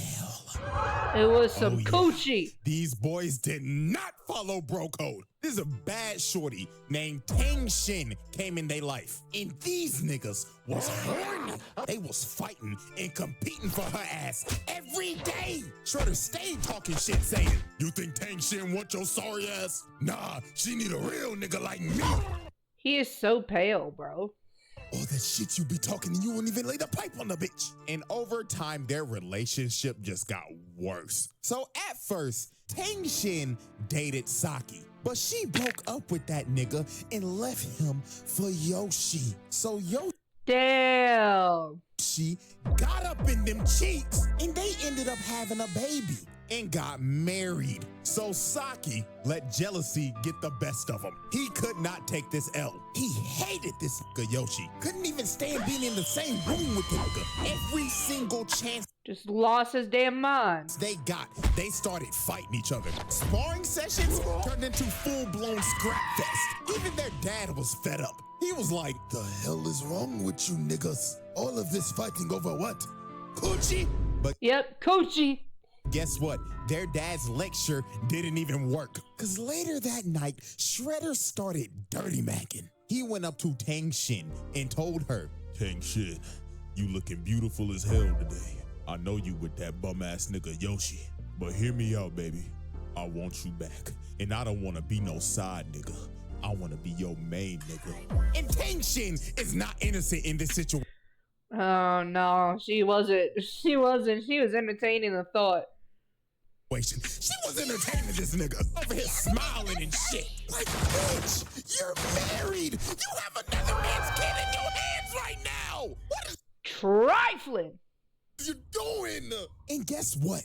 Yoshi was watching this whole thing and he was just disgusted. So on one very fateful night, Saki figured out the truth about his entire backstory, how his adopted dad killed his actual dad and destroyed his whole clan. So he plotted to destroy the entire Hamato clan. So later that night, he approached Yoshi and Tang Shin. So he asked Tang Shin, he says, "Shin, I'll ask your fine ass one last time, be with a real nigga."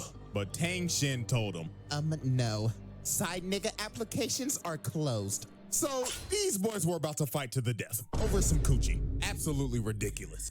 Absolutely ridiculous, bro. Just like, come on. You gonna end the whole bloodline on some anger over some coochie.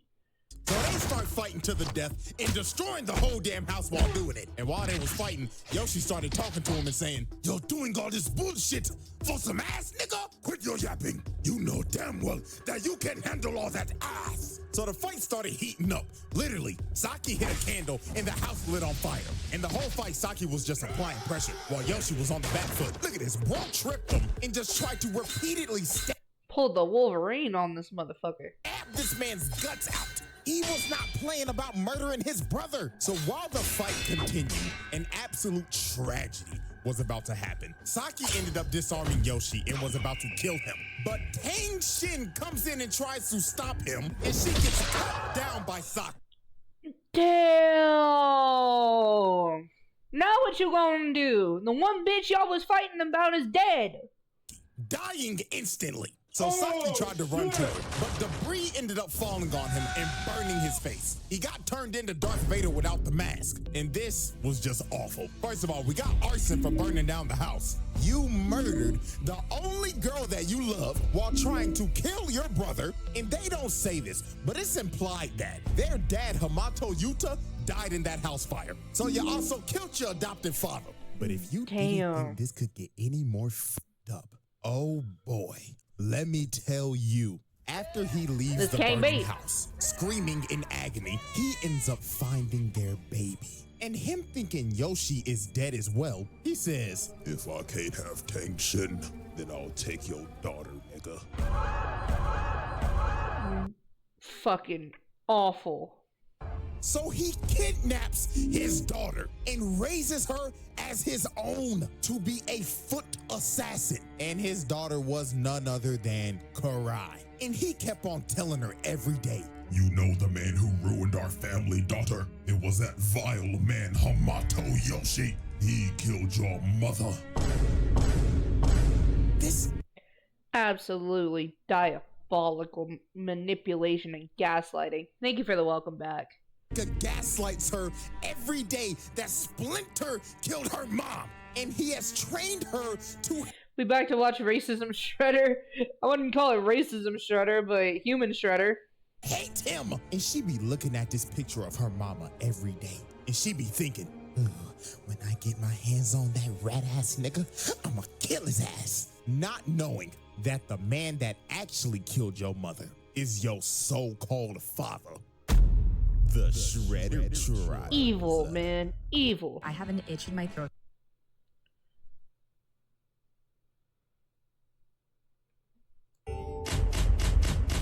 Jesus Christ. Jesus Christ. Exhibit B. Y'all ready, ladies and gentlemen? I now present to you Exhibit B, generational hatred. Yep, we haven't heard this term in a very long time. Not since that zesty ass, hating ass, but it's only fair to bring it back with this Play-Doh-faced bastard right here. So now we're fast forwarding to present day. So on the national news, they broadcasted a story that said there were ninjas in New York, and the police discovered a ninja star that was from the Turtles, and it had the Hamato clan symbol on it. So guess who was conveniently watching that newscast that day? Oroku Saki. Across the world in Japan. How the fuck? My question is, how the fuck did he get a New York broadcasting news station in Tokyo? That's what I want to know. Shredder. He saw this shit and immediately thought in his head, After 15 long years, Mr. Still Your Bitch finally decides to show his rat-ass face. Prepare my private jet. Roger, roger. So just off of a hunch that Splinter was alive, this nigga flew from Japan all the way to New York just to confirm his suspicion. So at first he sent Bradford and Zevver to investigate, but they obviously failed. And I swear, bro, he was so pissed off at these niggas. He looked at them and said, How hard can it be to find a giant-ass rat in New York? And you come to me and tell me that you got your ass beat by nigga turtles. Fucking bootleg Chuck Norris. The fuck are you laughing for, nigga? I should have left your black ass in prison where I found you, boy. Now. Shredder is not beating the allegations anytime soon. So now it is time for us to observe the first confrontation. Now, out of all the Shredders, this one is the smoke demon. He doesn't jump like Utrom, and he doesn't have bailout sorcery like Tengu. He's just gonna one-on-one dog walk your ass. So late one night, the Turtles will celebrate their victory, thinking shit was sweet, until they heard this man yell in the distance. Nigga turtles! Ooh. Where is that rat? Holy Jesus. And this fight was just pure brutality. These boys got dog walked. Raphael came in first to immediately get shut down and kicked into this big ass sign, electrocuting his ass. Then here come Donatello, sorry ass. Bro grabbed his staff, punched him in his eyes, then backhanded his ass. Told him, I don't understand why they keep doing these turtles so dirty. It's Donnie and Mikey that get the worst beatdowns out of the four. And I'm just like, why? Bro, nobody takes him seriously whatsoever. His ass, night, nigga. So then Michelangelo tried to chain him up, but he yanks the chain and kicks this man all the way off the roof. So then Leonardo came in, got thrown. Donatello tries to hit him, but his staff cracks in half. And he just looks at him like, You serious, my brother? So he throws them into each other, then he speed blitzes them and diagnoses them with CTE. These boys were cooked. So then he grabs Leo, slams him on the wall, and told him, Tell me what Splinter is and I promise I'll let you live long enough to watch him die. but right before he was about to kill bro, he got distracted by mutated Zever and mutated Bradford, and he looked back over and they was out of there. They ain't waste no. I still don't understand why there's so much mutagen in this version of TMNT compared to the other ones, but that's just me. Time to dip. And I ain't about to waste time either. Time to put them charges on that ass. Child abuse, ×4. Attempted murder, ×4. Assault and battery, ×4. And let me not forget, animal abuse, ×4. Yep, Peter called and said, we can't let that nigga get away with that shit no more. And just off of that, that's 16 charges, nigga. From And one he beat fight. their ass so bad, he pulled a Slade. He started beating their ass in their dreams. That CTE hit them like a train. So Shredder's main goal was Absolute torture. Absolute psychological torture. to kill Splinter because he wanted this nigga in the dirt because he stole his bitch. And he was going to do it by any means necessary. Take for Bro pulled the Obito, man. Pulled the Obito and just went crazy. example, he sent his so-called daughter to beat the shit out of April O'Neil in Oh yeah, they did April really dirty in this one. Like, her design looks so bad, bro. She doesn't look like she looks like she barely belongs there. a dark alley. I mean, dog, she put her on a wall and put her in a whole wall combo. Bitch could not move. She did not know her frame data. Then look at her walking, oh, help me, just to get grabbed and get that ass knocked out. Child endangerment. I'm hitting your ass with that. Sending your daughter to go beat the shit out of an innocent little girl just because she had connections to Splinter. Oh yeah, and then he kidnapped her just to lure Splinter out of hiding. So late one night, Splinter went to go save April just to see that it was a hologram. Because Shredder actually sold April O'Neil to the fucking Krang. That's just a child. Exactly. Exactly. It's so inconsistent. Like, how old? Okay, let me actually look this up. Because it makes no sense that they keep, like, having these discrepancies with April. How old is April O'Neil supposed to be? She was born in 1986. She's supposed to be 37. And it's still so wild that they keep, like, making her, like, what's the word? Inconsistent. They make her so inconsistent.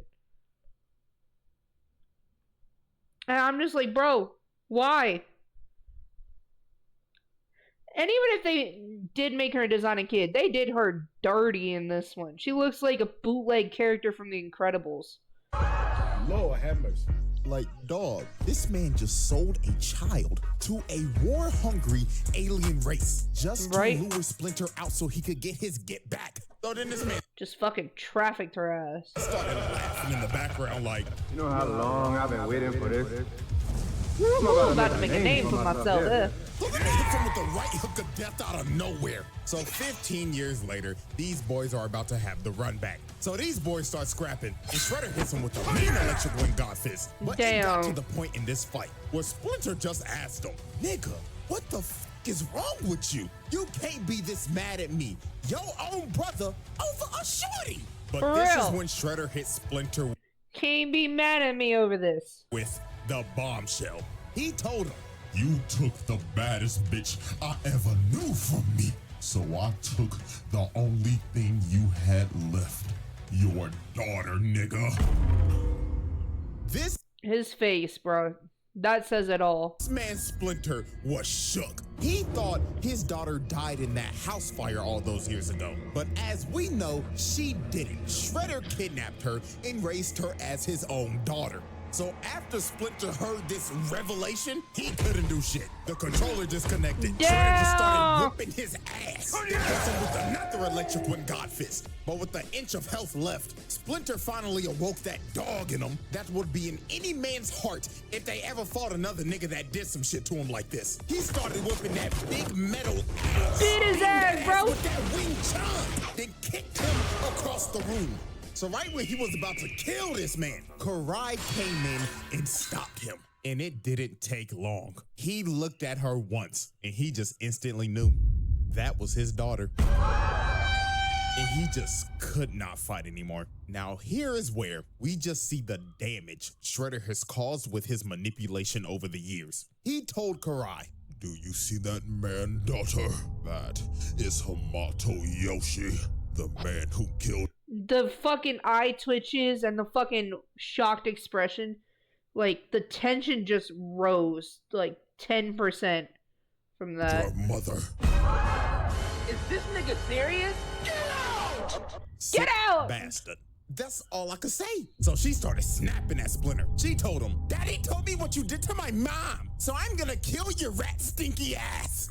This motherfucker's just laughing behind me. Oh my God, he's terrible. So she ran at him and Splinter just left. He couldn't do this shit no more. I don't She blame was him. just yelling at him like, "Why won't you fight me, you fucking rat ass coward piece of shit?" And it's just the look that he gives her, dog. Just the look of defeat. Your daughter has been manipulated all these years to hate you. I don't know about y'all, but I'd be sick to the bottom of my fucking stomach. I would break down in tears once I got by myself. I don't blame him. I don't blame him one bit. The Shredder Trials.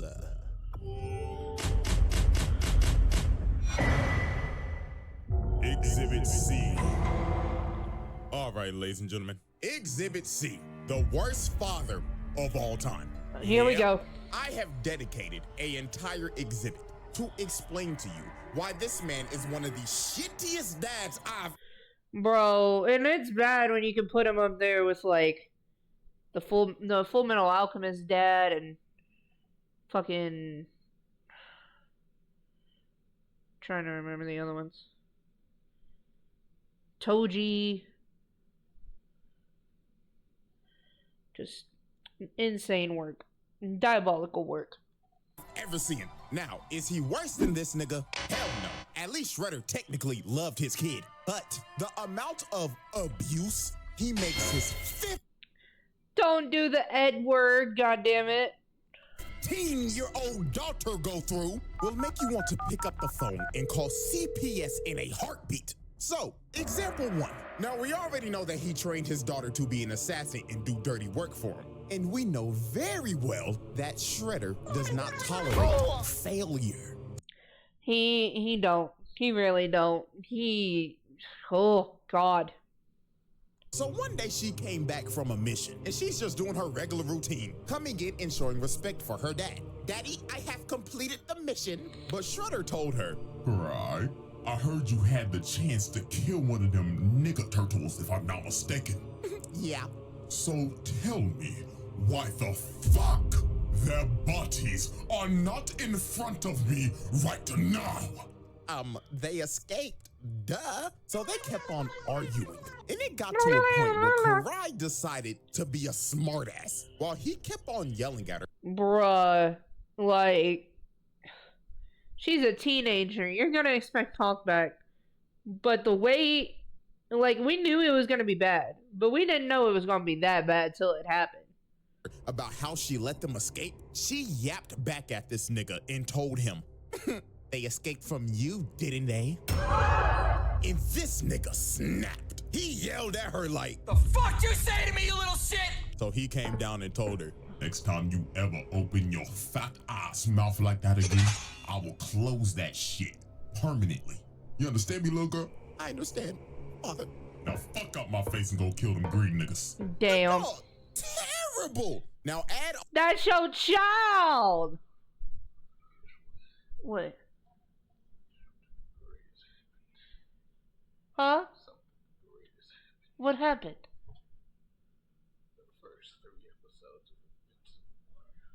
Ah! Yeah, we gotta watch it. We gotta watch it. Season 3. Season 3 of Invincible's out. I'm getting my face tickled. We gotta see it eventually. What? What, Matt? Will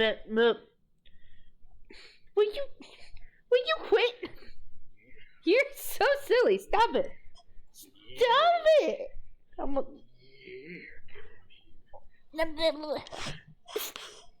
it. You stop it. Oh my god. Why?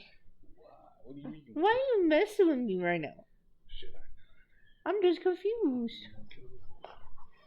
Stop it. Give me the goods. No. And I'm a good lady and nobody gets hurt. No. Get over here. Help! Chat! Help!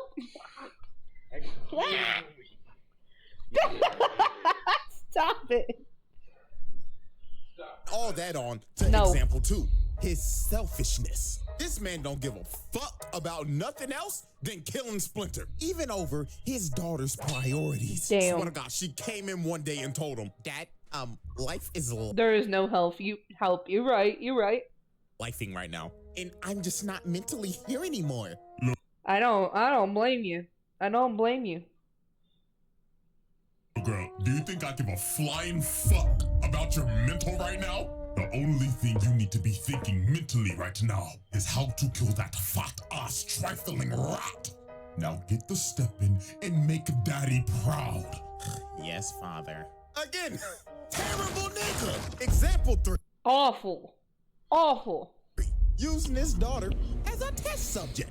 So Shredder made a deal with the Krang to make him robotic foot soldiers. So guess who he decided to test them out on? Karai. He straight up had these niggas come in her room and jump her. And they did not hold back. They were programmed to kill her. So while she was fighting for her life, getting jumped by Terminators, one of them grabbed her and started crushing her wrist. And they was about to kill her. Until Shredder finally stopped them. So he walks in yapping like, Looks like these robots are deadlier than expected.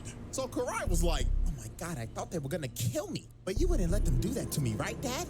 And this nigga looked at her. Ooh, that was not the right question to ask. You gonna get a bad answer. Dead in the face and said, You should be lucky the skills that I taught you over the years bailed you out. If not for my skills, we'd be having a funeral for you tomorrow. CPS. Example number 4, denying the truth. So over time, Karai did some digging, and she ended up figuring out that Splinter was her actual dad. Because that photo that she always be looking at of her mom was ripped in half. And when she went to go see Splinter, he had the full photo of him and his wife. Lord have mercy. So this basically explained that the only photo that this man Shredder gave her was a picture that he ripped in half because Splinter was in it. Nah, bro, this is the pettiest nigga I have ever seen. Nigga said, oh yeah, I'll give you a picture of your mom, but first let me carefully cut this bitch ass nigga out of it. For real. My God. So she goes hating down to the finest details. Back to Shredder, and she just straight up told him, You're not my dad! And he walked down and told her, Damn, took you long enough. Tiger Claw, take her to the dungeon. So this man just locked her up in a cell. So then the next day, he came back and said, Karai, even though Splinter is your biological father, I am still your father at the end of the day because I simply couldn't let you be raised by that piece of shit rat. Hopefully one day you come to realize I did this for your own safety. Like, bro, bullshit. This man is really trying to justify kidnapping her when she was a baby. This man is so in the head, it's insane. So a absolutely bit of time passed, fucked. and she ended up escaping. And she decided, I'm gonna sneak this man. But Shredder was already 2 steps ahead of her. He had a whole decoy in his throne. Then he comes out the corner like, Little girl, did you really think that you could sneak the nigga that taught you how to sneak niggas in the first place? But Karai was not. For real, bro. He taught you everything that you know. Like, come on. Did you really think you were gonna get there? Should have gone and trained under somebody else for a while, so you could get better. Like, you didn't even bother waiting a day. Trying to hear that lecture. She threw a smoke bomb and instantly dived in, but she was just hitting air the entire time. This nigga Shredder truly had ultra instinct. So then she tries to stab him, but he catches the sword. Then he tells her, Foolish child, I taught you everything I know, little nigga, so I know your every move. So then he backhands her like my dad did when I said my first cuss word in front of Damn. him. Still to this day, I will never cuss in front of my parents. So then he pins her down and it was over. All the lights turned on in the base and he whooped her ass in front of the whole Foot Clan. So after beating her ass, he ends up doing one of the worst things any Shredder has ever done. And that leads us into example 5. He decided to— Fuck, dude. This is some fucking Batman and Joker type shit. to hang her over a giant mutagen pit so he could use her as bait for Splinter and the Turtles. This was so absurd. Tiger Claw, his right-hand man, was like, "My nigga, hanging your own kid is crazy, not gonna lie." Quiet, nigga. She will be perfectly fine. Isn't that right, my precious honey bun? So Splinter and the Turtles pull up, and Splinter and Shredder start having a child custody battle over Karai. This shit went from TMNT to an episode of Paternity Court. But while they was fighting, some footbots end up wrapping up Splinter and pinning him down. So while that was happening, Leonardo tried to jump up and save Karai. But this man Shredder jumped up to try to hit him, but he hits the chain and No! gets dropped in a pit of mutagen. So she ended up getting turned into a mindless serpent. And Shredder's just looking at her like, "Ah!" So guess what's the first thing this bastard does? He runs down to Splinter and immediately starts blaming him, yelling at him saying, "Hamato Yoshi, you did this!" Like, nigga, oh my God, this motherfucker is allergic to taking accountability. Just kill him, bro. Just kill him, please. If we look at the instant replay, we can clearly see your big, brolicky, muscular ass hit the chain and drop your daughter in that pit of shit. And you start blaming Splinter. Okay, nigga. So I guess we just gonna blame him for everything now. No responsibility. Exactly. We gonna blame him for taking your bitch, killing your ex, then dropping your daughter in a deadly pit of mutagen. But it's all Splinter's fault, right? Unbelievable. But if you didn't think it could get worse than this, let's go into our final example of Father of the Year. Example 6, brainwashing your daughter. So when he got Karai back, after finding her in the streets being a wild serpent, he decided, my daughter's been a little disobedient lately. So you know what I'm gonna do? I'm gonna brainwash her so I can control her. So that's what he did. He started putting mind control worms in her brain. This was nasty as fuck, bro. This was nasty. So he could control her every move and take away her free will. Lord have mercy. First ballot, Hall of Famer in the Worst Dads Hall of Fame. The Shredder Trials. So many counts of child abuse and child endangerment is uncountable. Call CBS ASAP. Exhibit D. Alrighty. Chad, we're not even halfway through this video. Like, and this is like, what, the second time we've had an Exhibit D? No, this is the third. We don't get Exhibit Ds that often. The first time we did was with Stink Meaner. Hey, ladies and gentlemen, Exhibit D. Planetary devastation. Yeah, we are now past the halfway point in this trial. Better prepare snacks, I guess. Don't worry, I will.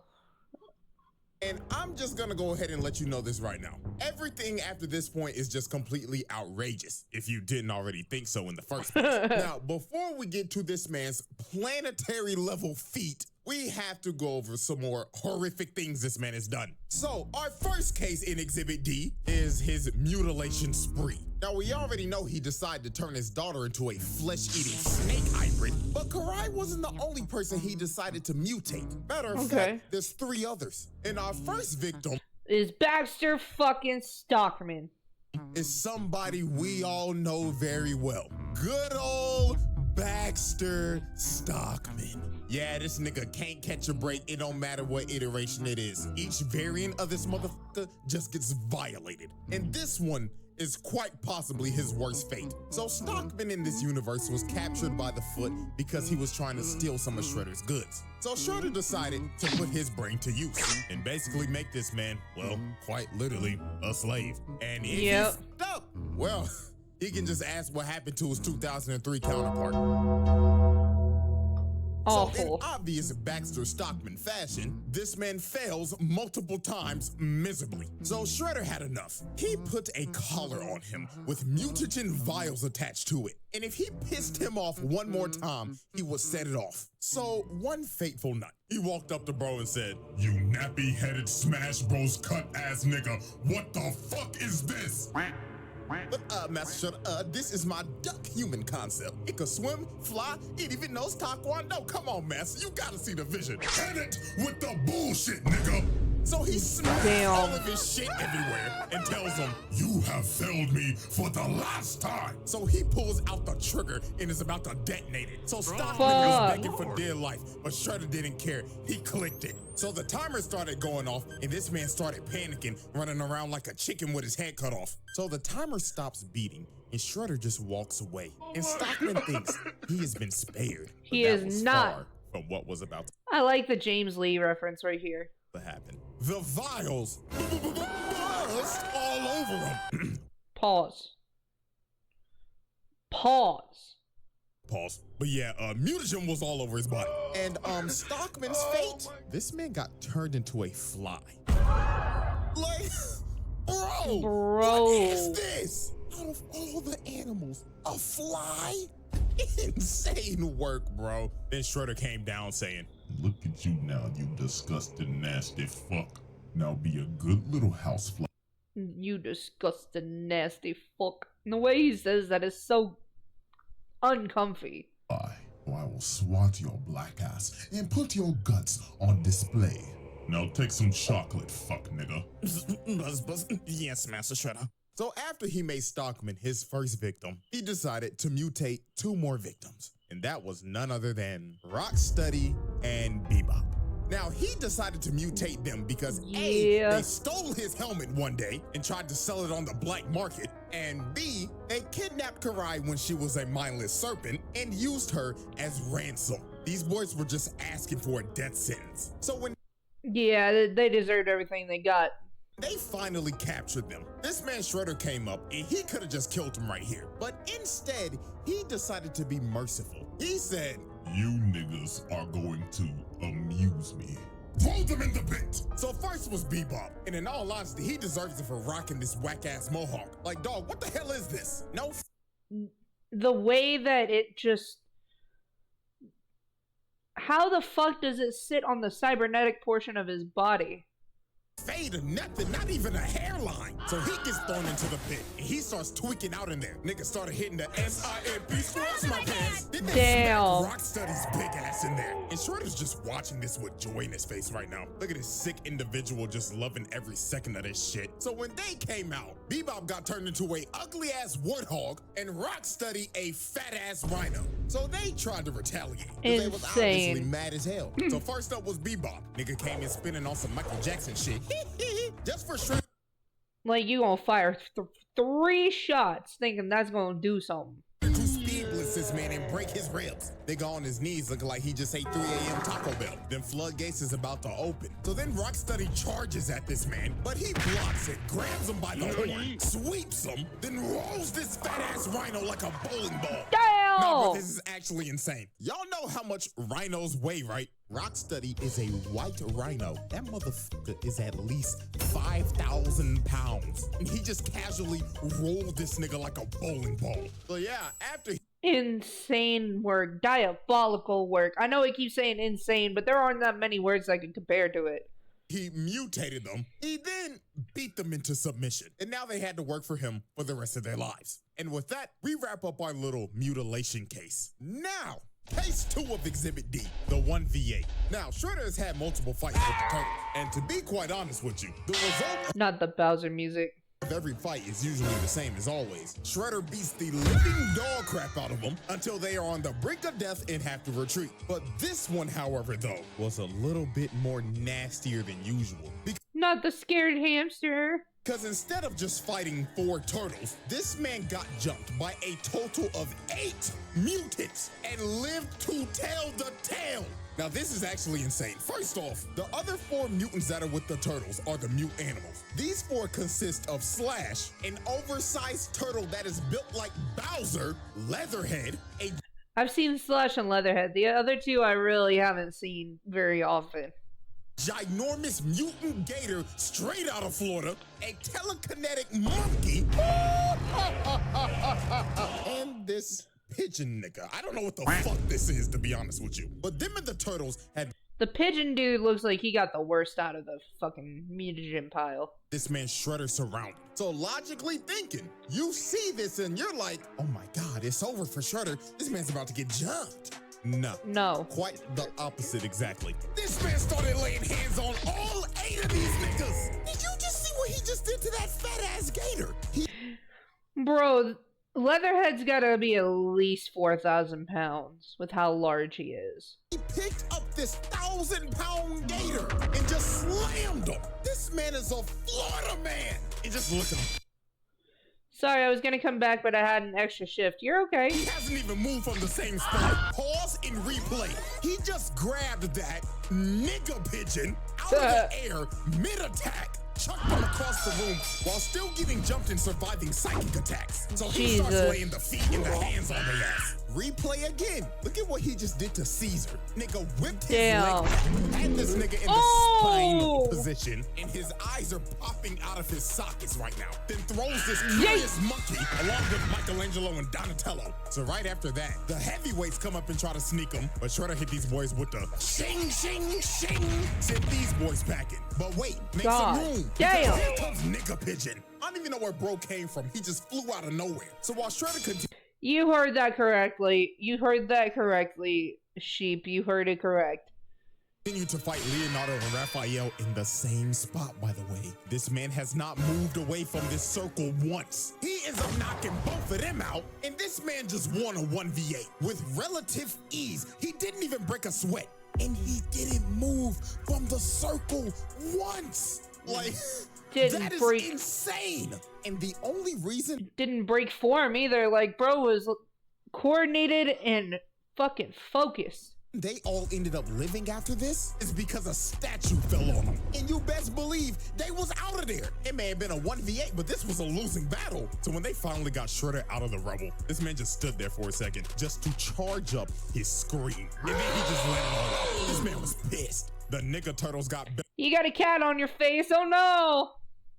Out once again. But anyways, charge-wise, to sum it up, that's like 8 attempted murders, along with the child abuse and the animal abuse. Like, good God, bro. This man is having a historic roundtable run. So, now we get to the point where this man put the entire planet at risk multiple times. And we started off with case 3, helping the Krang invade Earth. So Shredder had a mutual alliance with the Krang, and they had a very great business relationship. After taking one of them hostage, beating them to death, selling a literal child to them, and mutually hating the turtles, they had a very great working relationship. Which is really interesting considering how much Shredder hates everybody.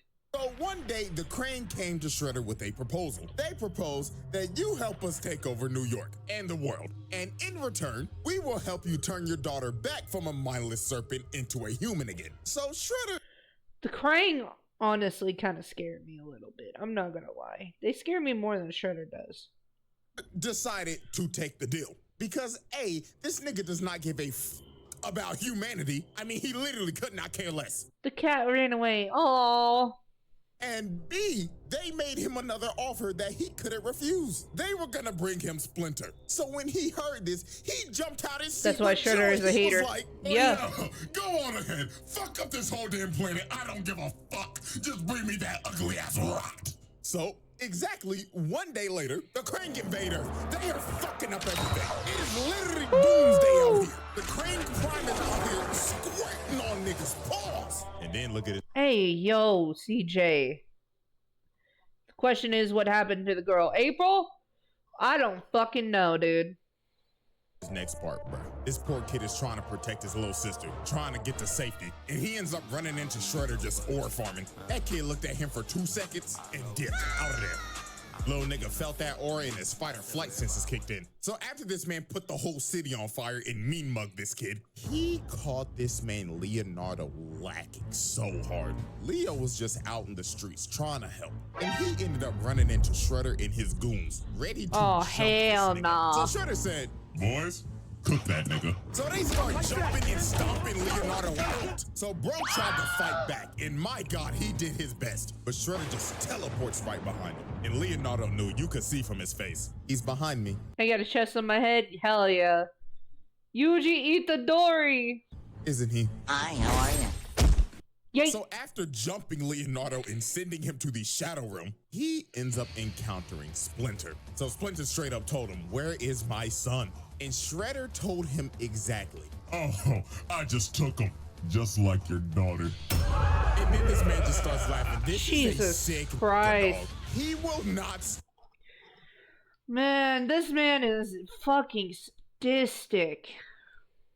stop until he takes everything from this man. So Shredder starts beating the life out of him, throwing him into forklifts and multiple steel pipes just dropping on him. So Shredder walks up to Splinter, grabs him by the goatee. That is so That is so rude!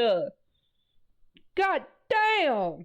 disrespectful, bro. Grabbing another man by his beard is crazy. So he pulls out the blade and he's like, This is for taking my bitch, you thieving, conniving motherfucker. but Leatherhead comes out of nowhere, straight out of Orlando, and starts biting and chopping on this man, slamming him and shit. Bonk. God, Bonk. he throws Yay. him in the rafters. So you gotta think, no way anybody survives that. Bro literally got That's like hundreds of pounds of bite force, bro. 8. Like he was feasting on him. But Leatherhead must have forgot from that last encounter they had that this man Shredder is a certified Floridian. He came up and started whooping this gator's ass. Then he just starts beating his sides in. That nigga Leatherhead started crying about help. This was just outrageous. Then he Your back is broken, right? runs at this gator at full speed and drop kicks him, sending this 1,000-pound gator back to the sewers. Bro said you should have stayed your ass in Florida, nigga. So after that happened, Splinter ended up getting a rage boost, and he runs at Shredder and spears him, and they start falling down to the sewers. So when Take they him out, fell in the Shredder. sewers, the turtles and everybody ended up seeing this, but they were Not Shredder, Splinter. I'm always rooting for Splinter. I'm sorry, my brain did a stupid. blocked off, so they couldn't help at all. And Shredder was excited. He said, yeah. Just, ooh. Watch closely, kids. Pay attention to how your daddy dies. There's April for you, Sokka. Shredder was enjoying every second beating this man in front of his kids. So then he threw some smoke in his face, and he jumps up and tries to kill him. But Splinter ends up using his ult, and he ends up getting a critical hit on this man. Sent this man packing into a wall. What'd you say? I'm reacting. Okay, give me... Yeah, so she's fine. Yeah, they probably saved her. I'll be right back. Give me a sec. I'm back. What did y'all do to me? Oh, so Splinter thought it was over, and it was for him. Shredder smashed this man upside the head, knocking him on the ground, then started beating him to death. This was so brutal they didn't even show it. Then he picked up his body, walked over to the water, and threw his body in and flushed him down the toilet in front of his kids, and they couldn't do. Bro got the fucking flushed away treatment. For real. Do nothing about it. And he just looked at him like, you're next, and left. So the repercussions after this were wild. First, New York got completely taken over by aliens because of this man. Second, Leonardo became a vegetable after getting jumped. Bro was ready to retire, dude. What did y'all do to me? And he said, yeah. Yeah, that sounds about right. That sounds about right.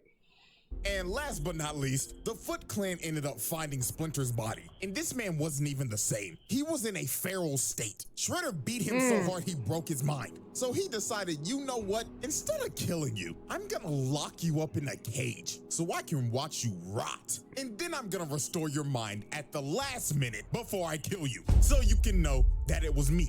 This man is a... That is such a sadistic way to go, bro.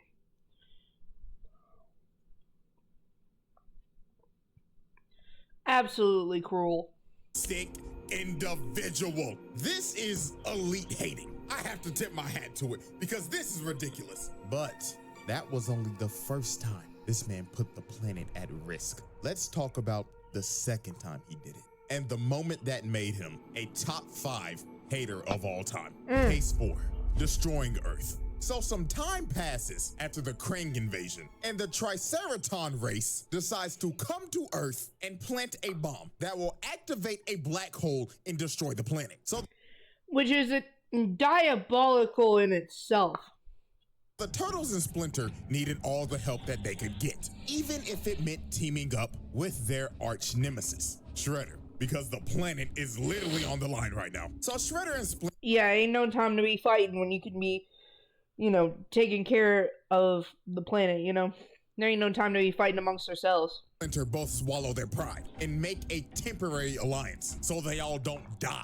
So they go off to battle and beating the ever-living crap out of these Triceratons. Shredder was murdering these niggas, quite literally. So they all end up getting to Central Park, and there is a massive battle just going on right now. And they have to hurry because the bomb is about to go off. They got about a good minute left. So Splinter ends up taking off to try to defuse it. But Shredder looked over and saw the time, and he was like, he's not gonna make it. So guess what Shredder does? He takes off right behind him. And when Splinter reaches for the bomb, he stabs this man in the back. Fuck! The planet. Oh my God! Bro! So the bomb ends up going off, and Splinter dies. Dude! So Tiger Claw was like, nigga, what the fuck have you done? And all Shredder said was, Habato Yoshi is dead. I could not give a fuck about this planet. All y'all niggas can die because I'm dying at peace. Elite hating. This man just destroyed the Earth, killing billions and sacrificing himself just so his op could die. And the Earth got sucked up in a black hole and went kaboom. Awful. Man. How many people are in the world? This man just caught 8 billion bodies. In one fell swoop. Shredder's in the Hall of Fame. Round Table Black Air Force Hall of Famer. Now, yes. Luckily for these niggas, they got bailed out. Because good old Dr. Honeycutt came down and helped them reverse things. Even though that timeline and version of Earth is just straight up cooked. But in the reverse timeline, Splinter caught Shredder trying to sneak him. The bomb got defused. The bad ending. Yeah, exactly. And Shredder got his ass whooped. Splinter cooked this man out of rage, hitting all of his vital points, bringing him to his knees, then walked up to him and finished him off. Shredder was done. Splinter left this man on the brink of death and paralyzed. And it was a mercy that he didn't kill him after what he... Biggest Hadouken, right? Biggest mistake of your life was letting that man breathe. He did. But unfortunately for Splinter, him sparing Shredder right here was the biggest mistake he could have ever made. Because this could have prevented what was about to happen. The Shredder Y'all ready for this motherfucking demon? God damn. Exhibit E. I just want to point out, we have never had an Exhibit E. Ever.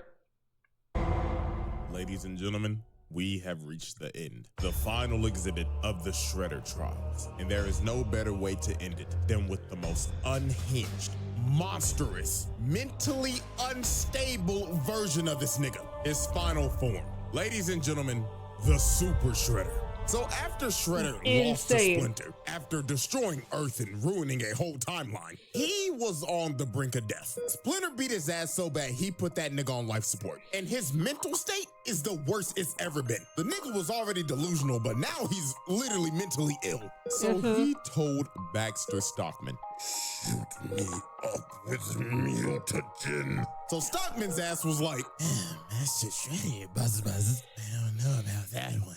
and Shredder grabbed his throat Oh shit. told him, Do it or I'ma rip off your fucking head, nigga. oh, yes, master. So Stockman shot this man up with all the mutagen they had, and he started transforming into a Bro started tweaking. monster. Nigga grew Wolverine claws and had blades coming out his whole body. And look how he just bitch slaps Baxter Stockman for the fuck of it. And this man fully transformed into the Super Shredder. This was a living nightmare. This man was already strong as hell as a This is like if you gave Doomsday Venom, like Bane's Venom. regular human, and you gave this nigga powers?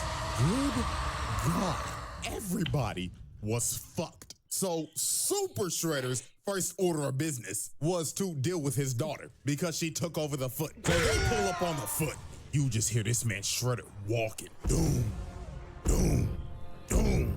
With them ugly ass, nasty ass, size 25 ass feet. Nasty.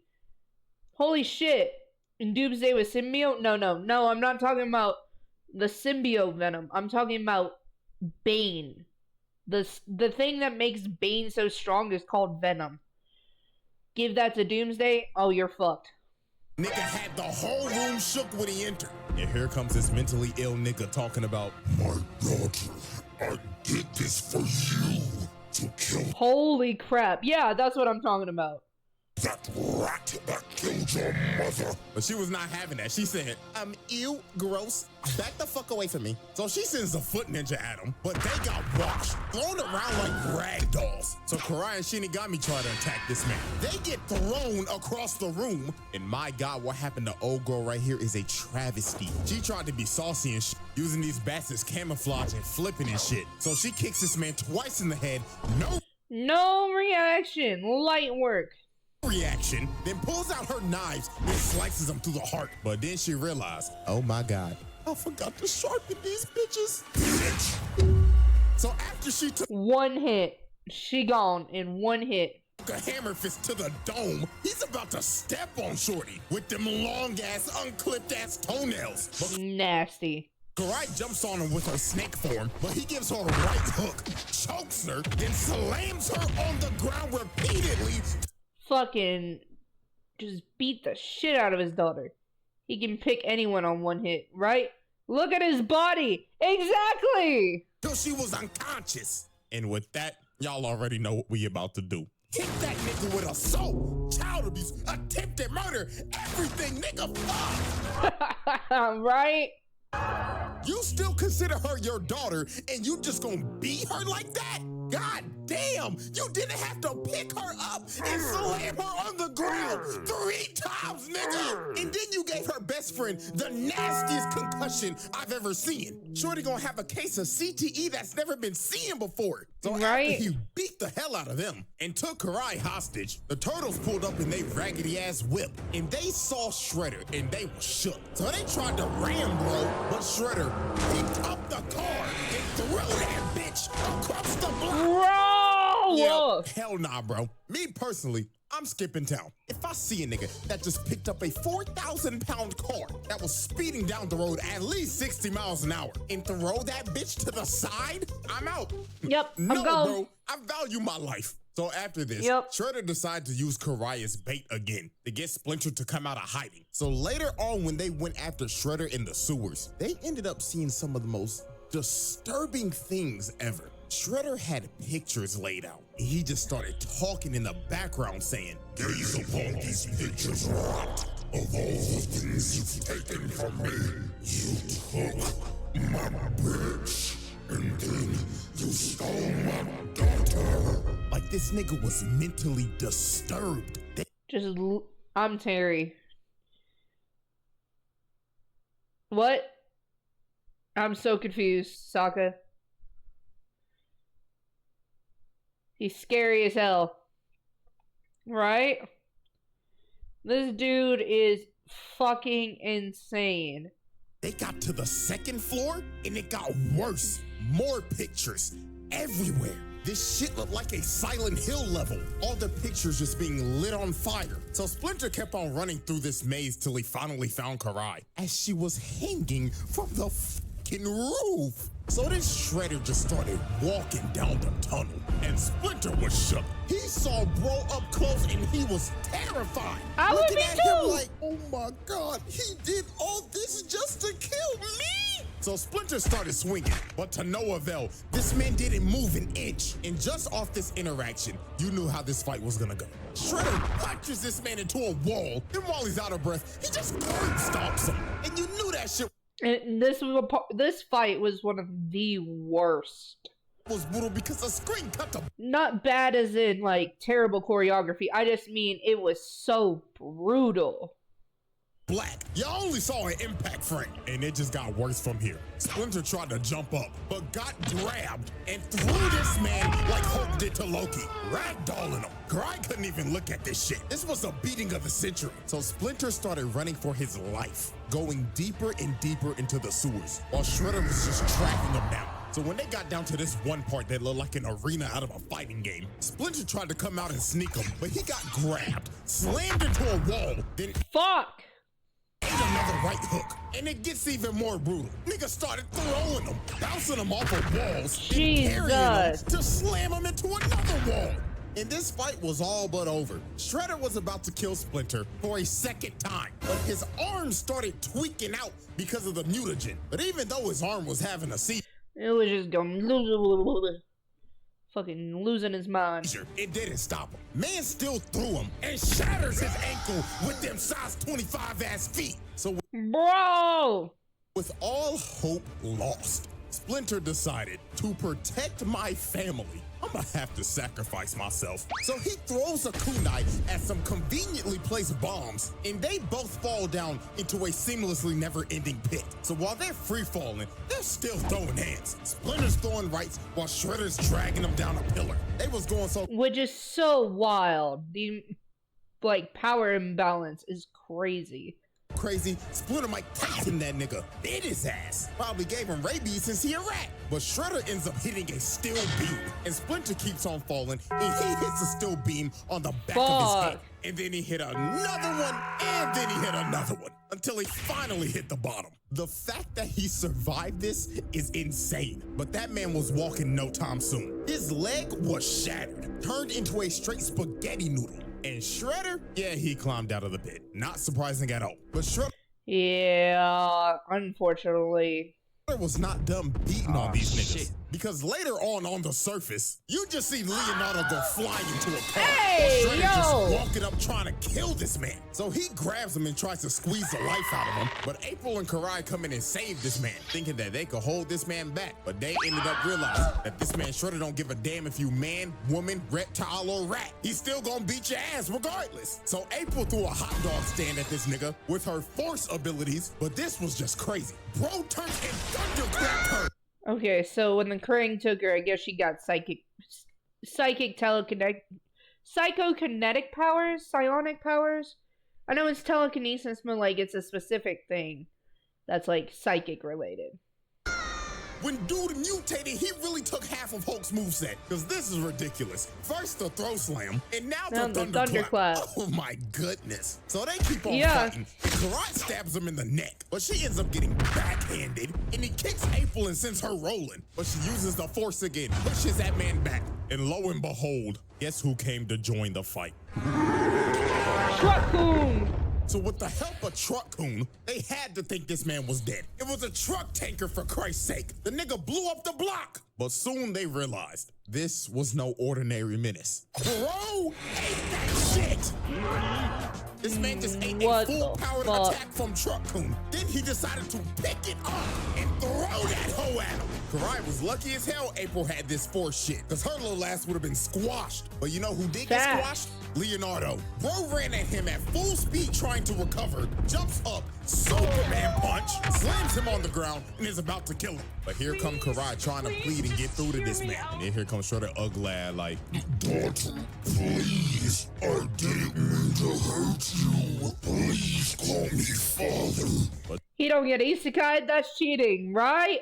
She looked at this man dead in the face and told him, "You're not my dad!" So Shredder was cooked. She punched this man in the heart, physically and mentally. So he had to retreat because he knew his emotions would get the best of him. And after that whole sequence, this man done caught I don't know how many cases of attempted murder and assault. This shit is not countable anymore, along with the child abuse and the animal abuse. Like, damn. So when Shredder... It's not countable anymore. Like, we don't have any room on the blackboard. Got back to base, this man started fiending for more mutagen. He told Stockman, "Hey nigga, I need some more of that good shit." Even his arms are flabby as fuck. And Tiger Claw tried to stop him, but he punched him across the room and slammed Stockman's head and said, "Shoot me up with that good shit now!" "Oh yes, master." So Shredder shot more mutagen into him, making this man a whole fucking addict. And with doing that, Shredder lost all emotional attachments. He did not care for Karai anymore. In all actuality, the nigga actually woke up from his delusional last dream. Nigga finally realized, damn, that ain't my daughter. That's my biggest ops daughter. So about fucking time.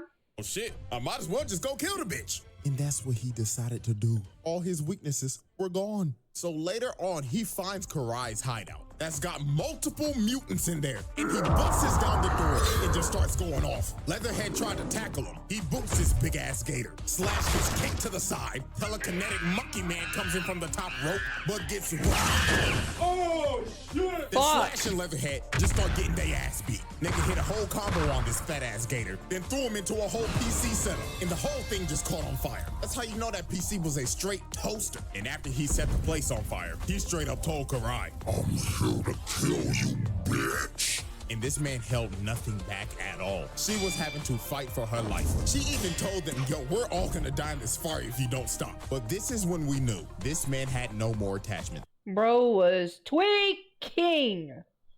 He told her, "It is fitting that you die in a fire, just like your mother." He didn't even care about Tang Shin no more. He straight up acknowledges now, yo, I killed that bitch, and I'm about to do the same to you. So with all her rage, she tried to stab this man in the heart, but the sword broke.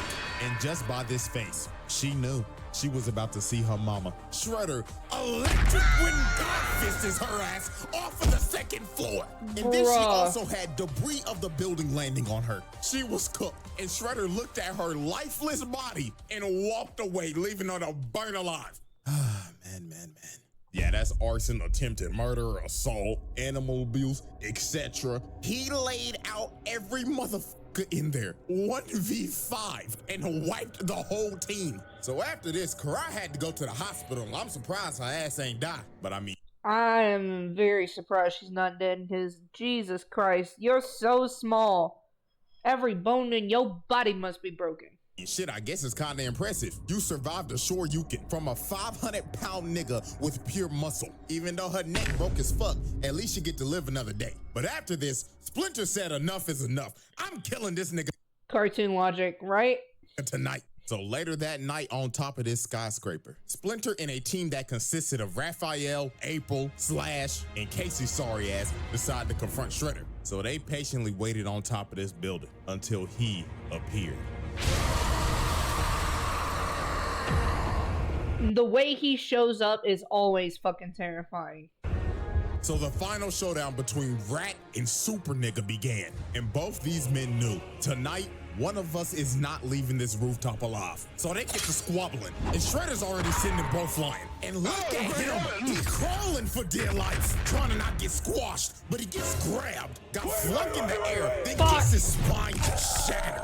So then here comes Slash, oversized ass, coming to get his ass whooped again, just to get twirled around, then throws this obese turtle into this sign. Bro really hit him with the Mario 64 so long, Bowser ass throw. Damn. You know there's gotta be a reference because bro looks like Bowser's fat ass. So then here comes Raphael with a Tatsumaki Senpuka, but this did nothing but just piss him off. I mean, he did nail that Tatsumaki though.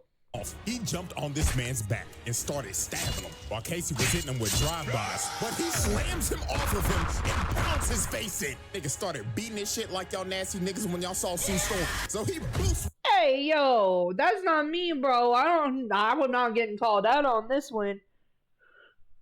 You called the wrong group out. Raphael across the building, and he ends up hitting Casey, and he started flying off the building. No! That man started falling 30 floors high. So then here come April, mad as shit. And wait a minute, stop. That hair, I've seen you somewhere before. Oh no, I'm a new superhero. I'm Syndrome! So the Damn. reincarnation of Syndrome started throwing debris at him. But Syndrome in this universe was still sorry as hell. Bro got crushed in one hit. You should have listened to Mr. Incredible all those years when he told you, go home, kid. Because you still sorry as hell. So with everybody Come on, cooked, CJ. it was all up to Splinter. So Splinter entered a flow state and started cooking. He pushed Bro back and gave him this crazy midair 6-kick combo. Then ended up cutting off both of his claws in succession. And he actually brought Super Shredder to it. I'm not gonna lie, Splinter in this series is fucking badass. His knees. But sadly for Splinter, this was the beginning of the end. When he walked up to deliver the final blow, Shredder smacks this man upright, bounces him like a basketball, then he runs up to him, then grabs his face and starts beating the life out of him, throwing him like a frisbee and shit. This was terrible. So while Splinter was just down and out, and Shredder started running towards him, he had one little trick left up his sleeve. He had a little rope in his sword that he used to trip Shredder up and make him glide and fall off the building. So Raphael and them was happy as shit, thinking that they beat Shredder. But dear God, the worst was yet to come. Watch your jet, bro. Watch your jet! Stab this nigga! Shredder Fuck. could finally say, for the second time, and permanently, Mato Yoshi is dead! throws this man's corpse off the building, falling all the way He doesn't even get a graceful death, to dude. the top of that roof and died.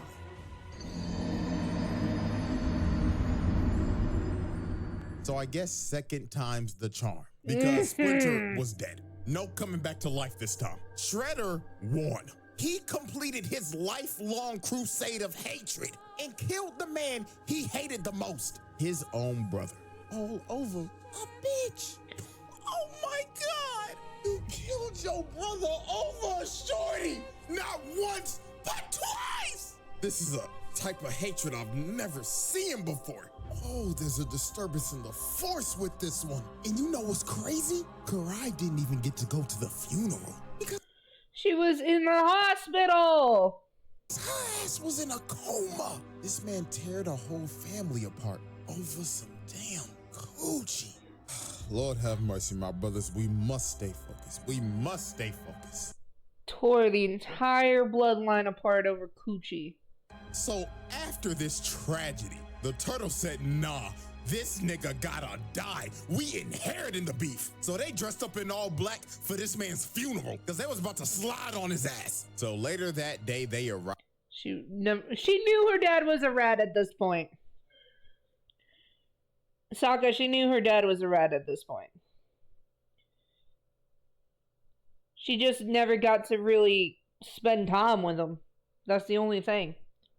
But nah, they pulled up and they're like, we on the Mad Max type shit. We gonna fucking jump you. Shredder's crib, and he was waiting for these boys. This nigga was standing on top of the roof with a Molotov just ore farming. So he lit his $2.5 million mansion on fire just so they could all get on the roof. This man is sacrificing literally anything and everything to end their bloodline. First his body, and now his crib. So the final battle started, and they was jumping Shredder in perfect sync. But even though they were masters of jump jitsu, it still didn't work. Shredder was still beating them like they stole something. This man kicked Michelangelo so hard, the nigga swung his body like 6 times. Then after this, he full sends him across the roof. So at this point, Shredder just started singling him out. First he goes after Donatello. Sweet chin music. Bro, the way this man is still coordinating these reverse jumpings is absolutely criminal. grabs his smart ass and eliminates him from the battle. Next was Mikey, and you cannot tell me this man is not taking this seriously right now. This man is emoting, doing his little dancey dance. So he came down, but Shredder just dodged it, grabs his nunchuck, slams him on a vent, then punching him out the arena. Mikey got fucking clobbered. So not even one hit. Leonardo and Raphael were the last two standing, and this evisceration just didn't stop. Look at what he just did to Raphael. He jumped with Raph, threw his legs up, did a whole midair handspring, and slammed his ass down. Just casually grabbed this man, then flipped like an acrobat, then planted his face in the ground. This is just nasty work at this point. But Raphael was not about to go out like that, because out of all the turtles, this nigga is a fucking menace. He started whooping this nigga, slamming him through walls, then slammed his face on this pipe repeatedly until he broke this man's neck. And he just looking at his hunched over body like, yeah, nigga, fuck you talking about, cuz? I spuffed my pops, fuck, nigga. But even... Bruh. Raph is like one of the most brutal. He's like the one that could immediately snap out of the four. He's the one that's closest to fucking losing his mind in rage. Last Ronin, that's Mikey. Mikey's the last Ronin. Michelangelo. Even though Raphael turned into the reincarnation of King Von for a second, that man still got up and said, "Get off my property." That man told Satan's greatest soldier, stay your ass in hell, nigga. Damn. So the last man standing was, of course, Leonardo. So Shredder continues his onslaught and proceeds to beat this man to death. That man Leonardo was fighting for any ounce of plot armor he could get, because his ass was about to see God. So he ends up breaking his arm, and Full sends him about 20 yards. And this looks... Yeah, but the reference of the black suit hit hard. Yeah, that's true. Like the end for the Ninja Turtles. Shredder walked up to his body and said, "This is the end, Nigga Turtle." But that last bit of plot armor kicked in for Leonardo. He ends up seeing Splinter's Force Ghost, and Splinter told him, "My son, I swear to God, if you do not kill this nigga, I cannot rest in peace. Wake up, my son. Kill this hating ass nigga." So Leonardo tapped into the Avatar state, and he done officially inherited the beef. He got Splinter's spirit in him now. So he starts going crazy and puts Shredder in a whole blender. So then he picked back up his sword, and with all his rage and his hatred passed down from his daddy to him, he ended the cycle. Leonardo decapitated this man. And after he decapitated, bro, Leonardo walked back over to everybody with his head, displayed it, and drops this man's head on the ground, finally putting... I'm glad he's gone, man. ...an end to the Shredder. I lied. Sokka, this is what you wanted. This is the Batman fight. This is the Batman fight. I hope you're still... hope you're as hyped as I am. Now hold on there. You thought this was over, didn't you? You thought we was gonna glaze the nigga in the trial and get ready for the next video. No, nigga, we're not done. Okay. There is something that this man did that cannot be ignored. And that is why we are having a special exhibit. Exhibit S, beating the Bat. So Shredder decided to expand his criminal empire. So the city he chose to expand his operations in is none other than like the most dangerous city of all time, Gotham. And I mean, why not? It's fucking open season over there. I mean, criminals break out of Arkham every day because the security's just ass. Yeah. Like, dead ass, it happens every Saturday. These niggas... He's not wrong. It's like so constant. It's like, why do people even try at this point? It's gotta be blind or something. But even though this police force is hot garbage, if you are a criminal here, there is one man that you will fear. And that is none other than a rich man in a bat suit. So one fateful night, Batman was getting jumped by a bunch of foot ninja. But by nobody's surprise, these boys are light work for this man. Just another day in the office. Because money. Yeah, that's true. Office for Gotham's greatest detective. So after he finishes whooping every single one of their asses, he picks up this one foot ninja and starts interrogating him like, "Who the fuck are you? And why the fuck are you in my city?" But right when the foot... Also plot armor. You're right. You're right. Ninja started speaking, he catches a shuriken to the dome, and it was by none other than Shredder. This man was not playing around. He said snitches get stitches. I mean, you already know the nigga does not like rats, so why would you decide to be a rat? So Batman tried to get him down with his grappling gun, but Shredder just turned around and just cut that junk off. So he decides to drop down to the ground because he's already made his decision to run the hands. And he wanted this too. He said, I know who you are, Bat. Do you know what this would do for my legacy if I beat your ass? So me versus you, one-on-one, no prep time, nigga. So Shredder threw a This fight is fucking gas. You right. smoke bomb and the battle for the best hand throw on the planet began. So Shredder comes in swinging, but Batman activates that Ultra Instinct. But Shredder does a good flip move, knee to the torso, and he got that man Batman staggered. Then he grabs my goat and throws him across the room. Ow. Batman was shook. He was like, holy shit, I ain't never fought no nigga like this. And what makes it worse, this nigga ain't give me no fucking prep time. So Batman pops up and throws a bunch of batarangs at him. But this is when Shredder showed that he was on another level. Bro started punching through the batarangs. Skill versus skill. This man out. Nigga, what the fuck is this bullshit? So Shredder gets back in range and starts pressuring him again. But Shredder whiffs a roundhouse, gets the other one blocked with his leg taken out. Then Batman grabs his head and slams it on the rail. So then this man Shredder was shook. He was thinking, God damn. This motherfucker just gave me at least stage 2 CTE. But Batman was not done with the counter game. Shredder gets up and gets countered again and slammed on the ground. Then he gets up again, starts trying to run his offense, but he gets countered again. Oh, Master Bruce is reading that nigga. So then he comes flying in with a roundhouse, but Shredder blocks his strikes, slams his head on the control panel, but then he went in for a killing blow and missed. But then here go Batman's super strong ass. Nigga shatters his claws with his bare hands, then booted him off of him, then he blocks his next strike, then shatters his other claw. So then he judo throws him, then knees this man's head into a control panel. Hit him so hard he indented his head into it. But Shredder was not about to get bitched like this. He gets up and lands a nice ass combo, then shatters this man's throat. Jesus! Oh my no wonder Batman be talking like this half the damn time. Cause this man just deleted his trachea. So Batman You can literally see like the spit flying out of his mouth from how hard his windpipe was hit. Takes him off of him, and both these boys was cooked. They was putting it all on the line for their legacy. This was that once-in-a-lifetime John Cena versus The Rock match. Braun versus Steph, Christmas Day. These niggas was leaving it all on the court. So and feel, right? Batman jumps down, and right when he jumped, this fight was over. Shredder started charging up the Sato Oshi strike, a legendary Foot Clan technique that will kill you on impact, and it is also deadly to the person that uses it. That's how you know this man Shredder was putting it all on the line. So he hits this man Batman dead in the chest, and it was over. This man's soul left his body. Just fucking beat him. Beat the fucking life out of him. He got flung into some steel pipes. And Batman, my goat, was cooked. Internal bleeding like crazy and knocked the fuck out. Even Shredder was struggling to get up after using that attack. Now, obviously, Batman survived this attack. Because, I mean, let's be for real, this is the same... It was a close first encounter. You right. Nigga that dodged a fucking Omega Beam, but it was all worth it to him. Because Shredder could say officially for his legacy, he beat Batman one-on-one with straight hands. Yeah. The Shredder Trials. Conclusion. Ladies and gentlemen, this is our final spreadsheet of the 2012 Shredder. Shit. And all I gotta say is, damn.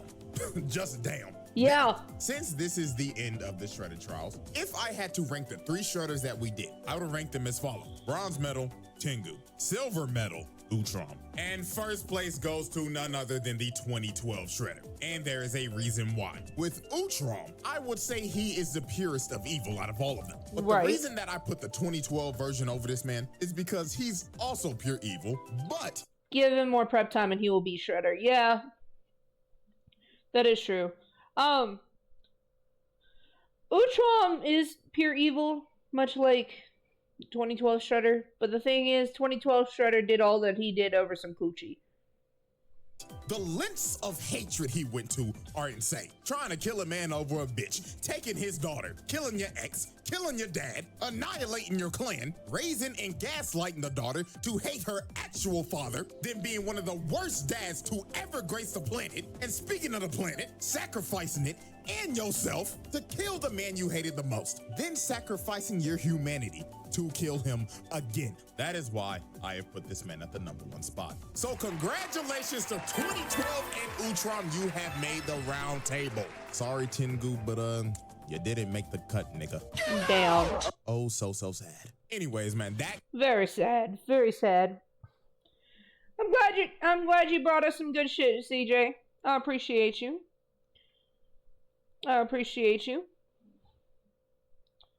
Good shit. Shredder definitely deserves to be on the round table. Like, god damn, dude. Holy shit.